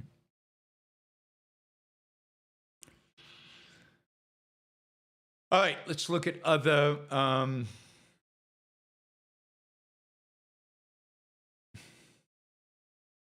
other questions related. James says, the level of consistent negativity, hate, and racism I'm seeing online has to be indicative of some type of pre-Nazi formation. Millions of people must be living miserable lives to lash out like this. Millions of people are convinced they're living miserable lives. And that makes them miserable because they're convinced they're miserable lives. But their lives are pretty good, actually. And it's hard to tell if it's millions of people. Again, social media is very distorting. I know this on Twitter. I see all these posts, but how many people posted these posts that I read? 200, 500, 1,000? It's not millions. Are they really representative? I mean, in poll after poll after poll, most Americans say they want more high-skilled labor immigrants. 70+% of Americans, left and right, want more high-skilled immigration. So the Steve Bannon and I forget her name, the crazy woman on the right, are they representative of how many people? How many people actually constitute MAGA? And this kind of MAGA, this completely xenophobic, racist MAGA. Now, it's true that a minority can take over a country, and MAGA could take over this country, and it's what I fear with somebody like J.D. Vance. And we'll see. But don't let social media distort your perspective on the country, and that is, look at polls, look at what average Americans actually think. Luna is the crazy woman on the right that I'm thinking of. Marjorie Taylor Greene, funnily enough, was on Elon Musk's side. I guess as long as you exclude Jews with lasers, it's okay to have immigrants. I don't know how Marjorie Taylor Greene thinks is too big of a word for her, so I don't think it's thinks. It's something else. Right? Yeah, don't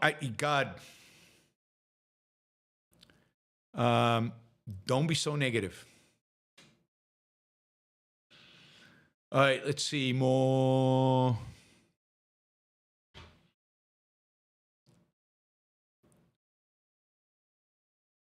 We'll get to that. All right, Marilyn. My great-grandfather arrived at Ellis Island from Italy in 1905. They were checked to ensure that they were healthy. We have the documents, but that was it. Papa worked as a coal miner in the Pacific Northwest. It was pretty simple. Oh, yeah. No. And that's what you want ultimately. Ultimately, that's the kind of immigration system, the open borders that allow people to come in. Once you check, they're not criminals, they're not terrorists, and they don't have infectious diseases, let them in. Let them in. Shazbot says, French consulate, have you got a 27B6? Is that from the movie Brazil? I can't remember what movie that is, the 27B6. Thanks, Shazbot.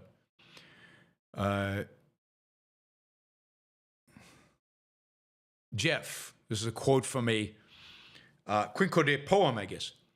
So come, let's toast the freedom song, and may someday you pass along. It matters not which border crossed, to nurse hands or shoreline lost. You're here at last. Yeah, we should, we should be welcoming and embracing and celebrating immigrants. All right, Barbara. Ever since I started my first business, I have hired immigrants. I have a theory that the reason they are such great employees is that they were enterprising enough to go to the new country. I love seeing them grow. Absolutely. I should have mentioned that. We get the best because they know what's demanded of them. They have to work. And they have to make a huge effort that is an expression of their ambition to come here. To come here. Which is a huge achievement. So, yes, I think the ambition necessary to come to America represents their willingness to work hard and their more broad ambition regarding life and their careers. James, Happy New Year, Ron. Happy New Year, Ron. I know it's far off, but what would be the vision if the U.S. became such a popular country that we truly utilized all the physical space and resources, something like Bezos' vision of space travel? That is truly impossible. You could actually house 8 billion people on the landmass that is the United States. Not that I think we would or should. But here's the thing, markets take care of that, right? As land becomes less available, prices go up, it becomes more difficult to build, and fewer people come. And look, the reality is that most people, an overwhelming majority of people around the world, don't want to come to the United States. They want to live in their countries. They want to live where they grew up. They have a certain sense of place. And they don't want to come to the U.S. And that's fine. I think in a survey I saw, a Pew Research survey, they asked people all over the world, and they estimate that 160 million people in the world today would like to move to the United States. Of 8 billion, that's not a lot. I would have thought the number would be bigger. 160 million. It's not a big deal. Now, you don't want 160 million all showing up the same day, but you won't have that because 160 million people couldn't find a job tomorrow. What would dictate the pace of movement to the United States is the pace at which jobs are created in the United States, that jobs can be offered in the United States to foreigners, by employers who've never met the foreigner, maybe by Zoom, to employers who would be taking a risk by hiring a foreigner. And there's some expense in bringing the foreigner in. So the pace is going to be slow, which means millions a year, not hundreds of millions a year. So no, it's just not real. It wouldn't happen. And kind of market forces take care of it. And maybe all this pressure will pressure other countries to liberalize their economies and liberalize their countries so that they encourage people to stay. Wes says, I've been looking forward to this show. I owe a lot of my current career success to immigrants I worked for and worked with. Thank you, Wes. Appreciate the support. And I'm glad that's the case, and thank you. All right. Michael, how close is Alex to Vivek and Trump? Will he have a lot of influence over the next 4 years? I don't think he's very close to Trump. I don't know if he's close to Vivek. I think he is. I think he's talked to Vivek and I think he's consulted with Vivek on energy. I don't know how much influence he'll have over the next 4 years. I think he'll have quite a bit of influence on energy policy. He might have influence beyond that. He knows a lot of people in a transition team. Not Trump necessarily, but a lot of people around Trump. Who knows? I just don't know. And I don't want to speculate, and I don't want to jinx anything for him. So again, he knows the people in energy, but he knows more than that. He knows a lot of the people involved. And hopefully some of the ideas that we're articulating here on the Yaron Brook Show will make it into the administration, partially through Alex. Maybe. We'll see. James, there are no optimistic, positive people to leave benevolent comments. No, that's just not true. That's just not true, James. James is so pessimistic. He's so down on the world right now. You gotta look at all the benevolence here. Not all benevolence. There's some malevolent people here, but look at all. I mean, it's just not true in terms of comments. Most benevolent people just don't leave comments. They just go on. They're living. They're engaged. It's the people who relish these stupid people falling off of ladders who leave comments. The rest just move on. All right, we're not going to do that.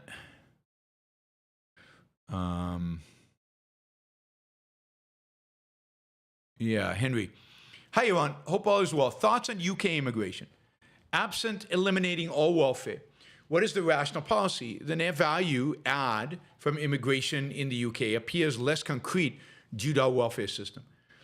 I think you have a number of problems in the UK. One is the welfare system, which is much larger than it is in America, much more substantial, covers healthcare, for example, in a much more overwhelming way than American healthcare system, American welfare system does. So it's a problem. But also multiculturalism. The lack of rule of law is so much more entrenched in the UK. And that has to change. That is the idea that there are two sets of laws, one for the Brits and one for immigrants. That we're not going to prosecute immigrants because that's culturally insensitive. That we're not going to go after rape gangs because, that's their culture. What can we do? We don't want to appear racists. That has to end. No matter, it doesn't matter. Nothing else matters. That is just sick and wrong and evil and destructive and offensive and so you cannot, it doesn't matter what I say about immigration. It doesn't matter what your immigration policy is if you don't have the rule of law. And this is true in Sweden, in Germany, in Europe. If European countries are not willing to enforce the law on immigrants, then they're lost. And it's not that changing their immigration policy will change anything, because that attitude of not being willing to enforce the law is such an attitude that is so destructive, it will destroy the country in other aspects of it. So it doesn't matter. That has to change. That's true in Sweden, in Germany, just enforce the law. If you rape somebody, full force of the law. If you have a gang rape, put them in jail and throw away the keys. If you beat up your wife, go to jail.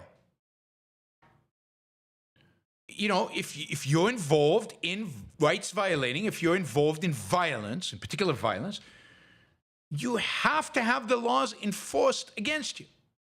Only then can we discuss immigration.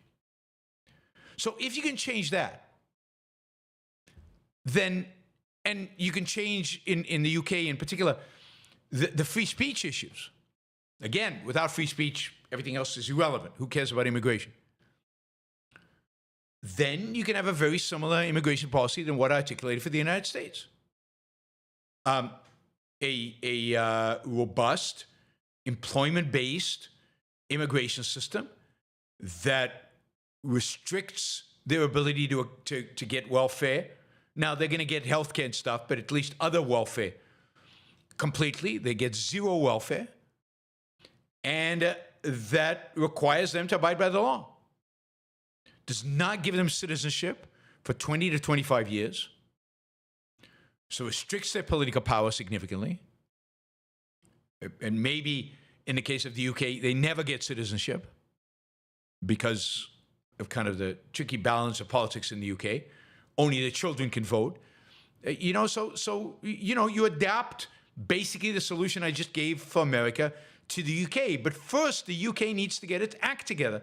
It needs to understand who you are and enforce the laws. And God, the UK should be the bastion of free speech. And I would say that is true of the rest of Europe. And then what I said about Islamism is definitely the case with regard to UK and Europe, where there are millions now of Islamists. If you're an Islamist, you get kicked out. You're gone. The ideology of Islamism has no place in the civilized world. If you are an advocate for ideas that are that are at war, literally at war, with the West right now, you're gone. You're not there. Put on a plane and you're shipped to whatever country you came from. And that includes, I think, external manifestations of Sharia law, external manifestations of Islamism, like the burqa. Right? Catholic nationalism is not at war with the West. It's not at war with the US, France, UK. It's a ideology that's hostile to it, but that's within the scope of free speech. They're not using violence to try to attain their goal. Islamism is. By being a supporter of Islamism, you're supporting the terrorists, you're supporting the regimes that would take over the Western world and enslave it to Sharia. That cannot be accepted. But then again, the West has to identify the enemy. Has to identify the enemy. So Islamists, not all Muslims at all. Not even all religious Muslims. But all Islamists, all those who adhere to the, and there are a lot of them, let's be clear. I don't know what percentage of the immigrants are Islamists, but it's not an insignificant percent. Might not be a majority, but it's not an insignificant percent.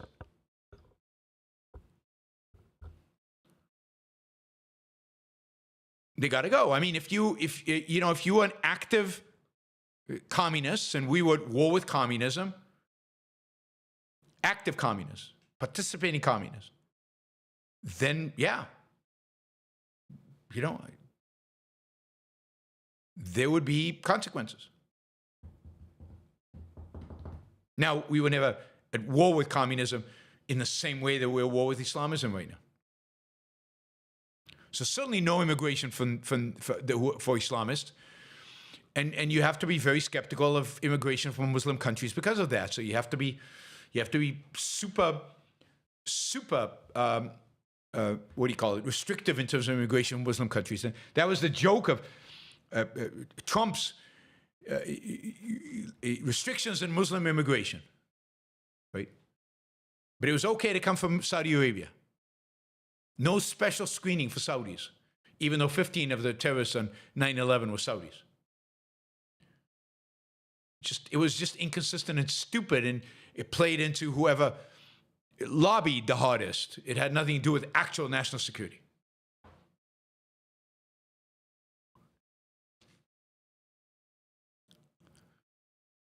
James,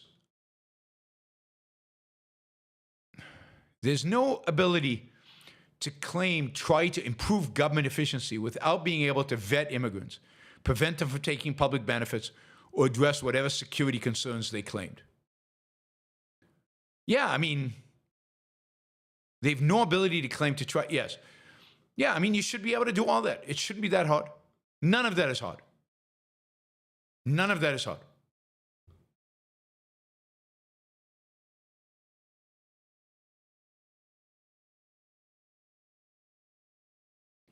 Jonathan says, is Americanism? Rand mentioned there were no passports needed until World War I. Yes. Before World War I, there were no passports. Nobody used a passport. People just went. They traveled from place to place. Sometimes they needed some kind of personal identification.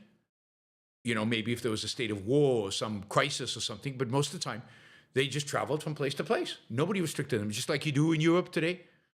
Within the European Union, within Schengen, you just drive. You cross borders all the time. And it's beautiful. It's a beautiful, beautiful thing. I love the Schengen in Europe. The idea that you can drive from France to Germany and to Austria to Italy to Romania you just drive. It's truly amazing. You fly into these countries, it's like domestic flights. That's, in an ideal place, that would be the world. That would be literally the world. There'd be no restrictions. We don't live in that world anymore, sadly. Sadly. By the way,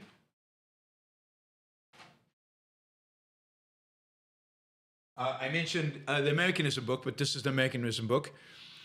Really, really crucial when you're talking about immigration and what is America and what America represents. What is America? Is America an idea? Is America a people? What is all that? Read this book. Jonathan Hoenig edited it. Was there a section on immigration here?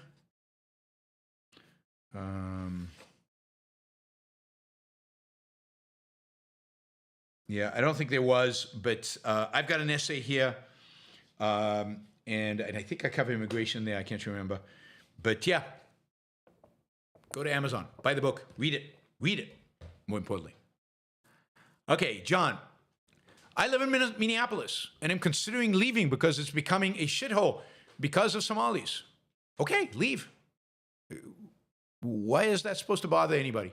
You know, when the Irish showed up in Boston, people were horrified. Many people wanted to leave. People wouldn't employ Irish people. A lot of places, you know, people moved there and the locals didn't like them and they left. So leave Minneapolis. You don't like it, leave. Who's holding you back in Minneapolis? The fact that immigrants come and they change something, maybe for the worst in some cases. But remember, too, that Somalis came there not on work visas. They came there because of, again, some kind of humanitarian effort, some kind of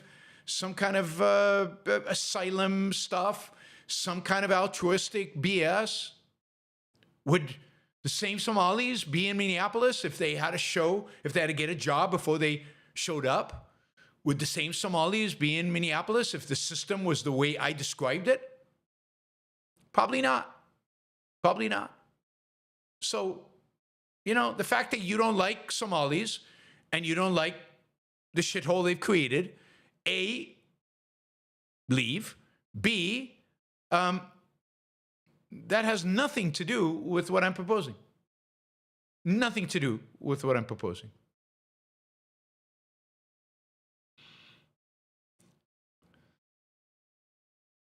Andrew says, paraphrasing Rand, racism is a crude form of collectivism, and individualist racist is a contradiction in terms. Yep. By the way, I've heard from other places in Minnesota where Somalis went to work, and there's not a big Somali community, but they went to work in more rural Minnesota, that they're great employees, and they do great, and they live in the community, and they have no problems with them. So it's partially why these particular Somalis are in Minneapolis. And it has to do with family reunification, and it has to do with asylum seekers, and it has to do with all these altruistic reasons to allow immigration. It doesn't have to do with the kind of requirements that I'm suggesting. And on the other hand, will there be no localized negative implications? Yeah, there will be. You don't have a right for your environment, not the air you breathe or the water you drink, not to be turned into shithole by your neighbors. You don't have a right to a job. You don't have a right to a wage. It is what it is. And if you don't like it, do something about it. One of the things you can do about it is move. You know, it's part of life. No, I don't want to answer that. Wait, no, not that. I want to answer it later. Okay, John again. Have Muslims in France made the society better? Many Muslims in France have. Some of the best artists in France, some of the best musicians in France, some of the most, the best cultural people in the culture and in the economy are Muslims. Many have not, for the reasons I've already stated, because the laws in France have not been enforced, welfare is being generously provided, whole neighborhoods are not policed, Islamists are not kept out. But are there Muslims in France that have contributed immensely to French culture and the French economy? Absolutely, unequivocally. Why would they not? Is it impossible for a Muslim to be an incredible employee? Is it impossible for a Muslim to be a good novelist? Or no. It depends on what it means to say they're Muslim, how seriously they take their religion. It's pure collectivism. It's pure collectivism. Has France screwed up its attitude towards immigrants and towards Muslims, Muslim immigrants in particular? Absolutely. But that's what my policy is trying to amend for. And again, Europe is somewhat different animal than the United States. Baba, I love these questions. Not Baba's question. These other, John's questions. He always asks these questions. He doesn't really care about my answer. He doesn't care I mean, at least he puts money to it, so I appreciate that, and I respect that. But he doesn't care about what my answer is. They're gotcha questions. They're questions to get you, the audience, to think, oh, Yaron doesn't know what he's talking about. John just got him. Muslims and France, that got him. That's the only purpose. The purpose is not, I'm curious what Yaron thinks about this. He knows exactly what I think about it. It's just, they serve no productive purpose. But it's $5. I'll take it. Barbara, fabulous show tonight. The thought of what the U.S. could be is exciting. Maybe someday it will be. Maybe we work towards that. All right, let's see. Mary Aline, many people don't want to have to work harder. And above all, they don't think they should have to learn new skills. The divine right of stagnation. Absolutely. It's a great essay by Ayn Rand. It's absolutely true. And look, they don't have to work harder. But they need to accept the consequences of their decisions.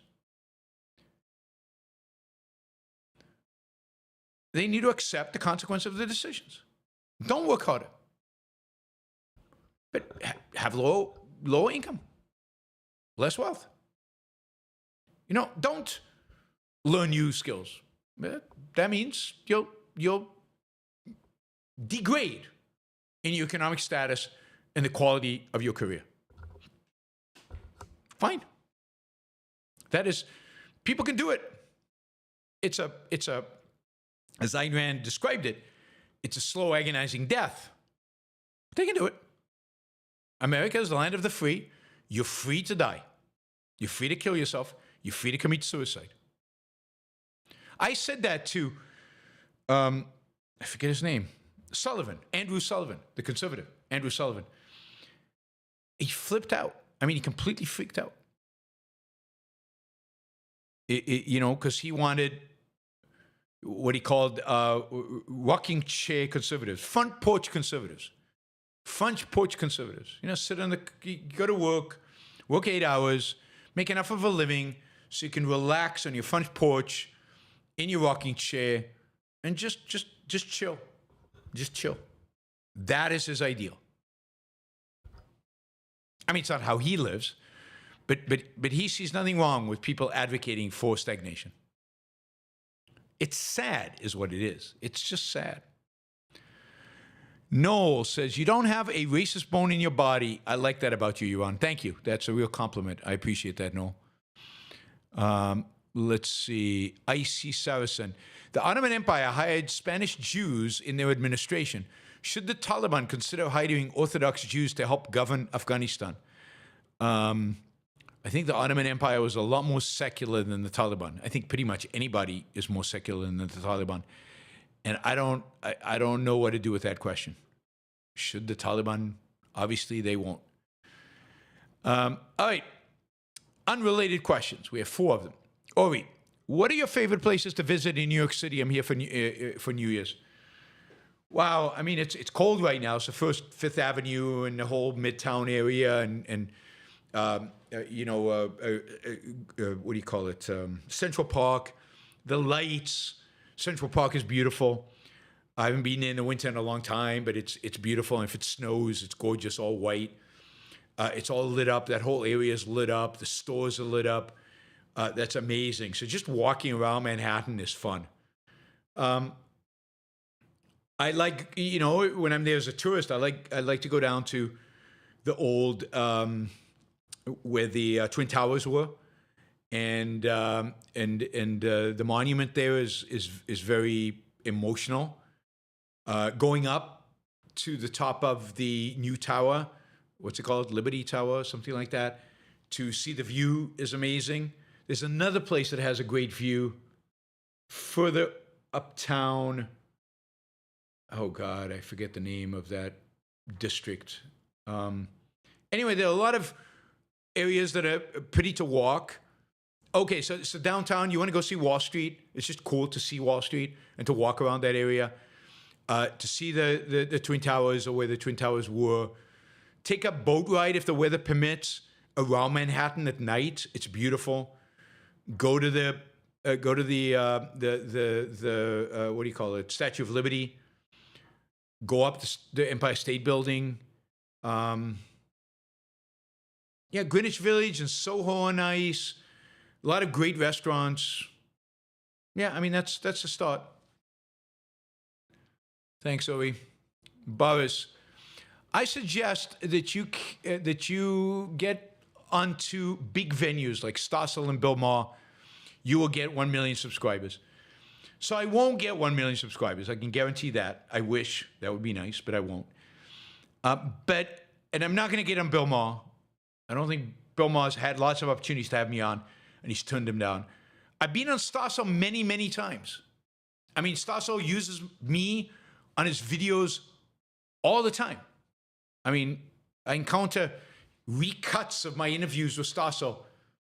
And I used to be on his television show all the time. And so I've done a lot of Stossel. But I am doing his one-on-one interviews. So he's got a new series of one-on-one interviews that he launched. And I will be interviewed on January 22nd, I think.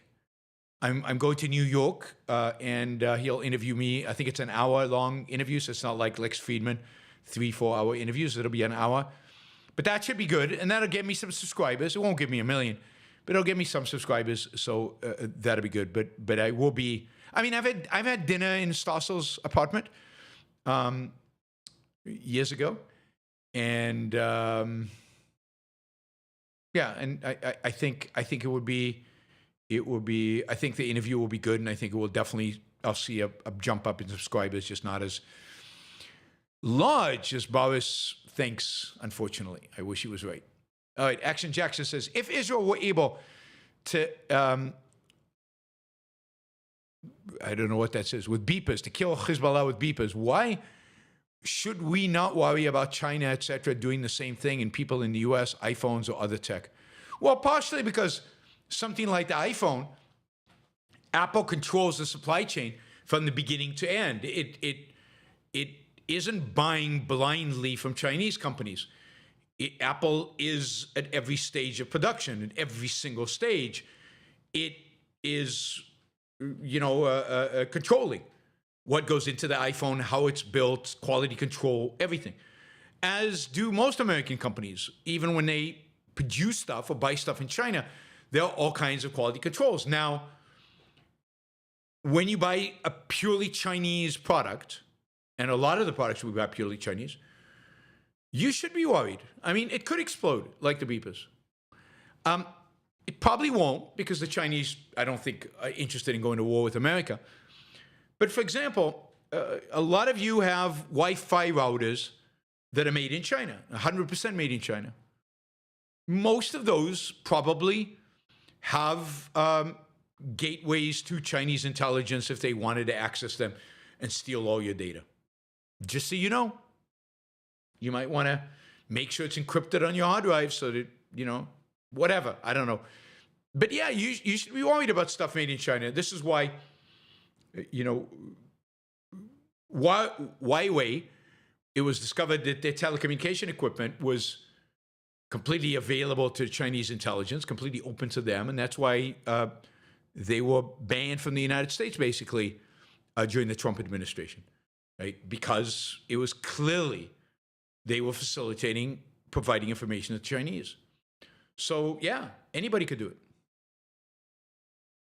But they have to have the incentive, the reason, and the capabilities. One reason to buy name brands like Samsung and Apple is that they have some responsibility over the entire supply chain from beginning to end.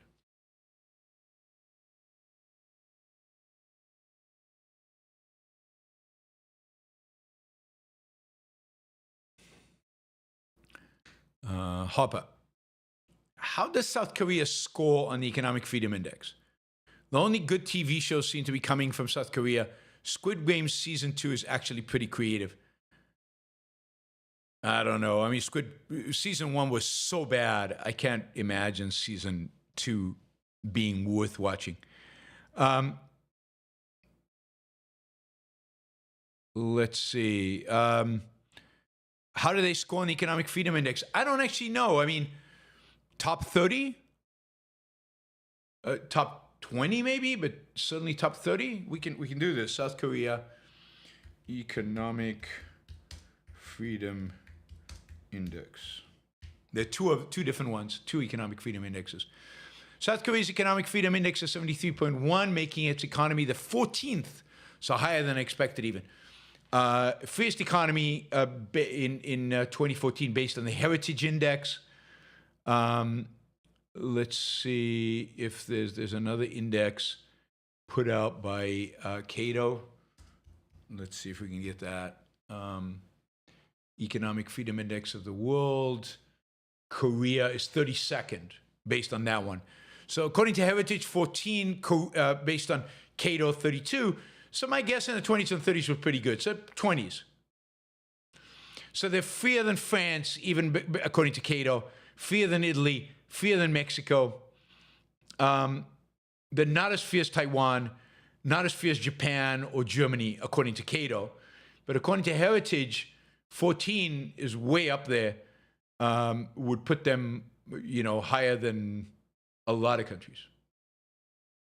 I'm not sure what the U.S., what's the U.S. based on the Heritage one? Oops, that's Uruguay. We don't want Uruguay. United States. U.S. is 25th, so freer than the U.S., according to the Heritage. So pretty free.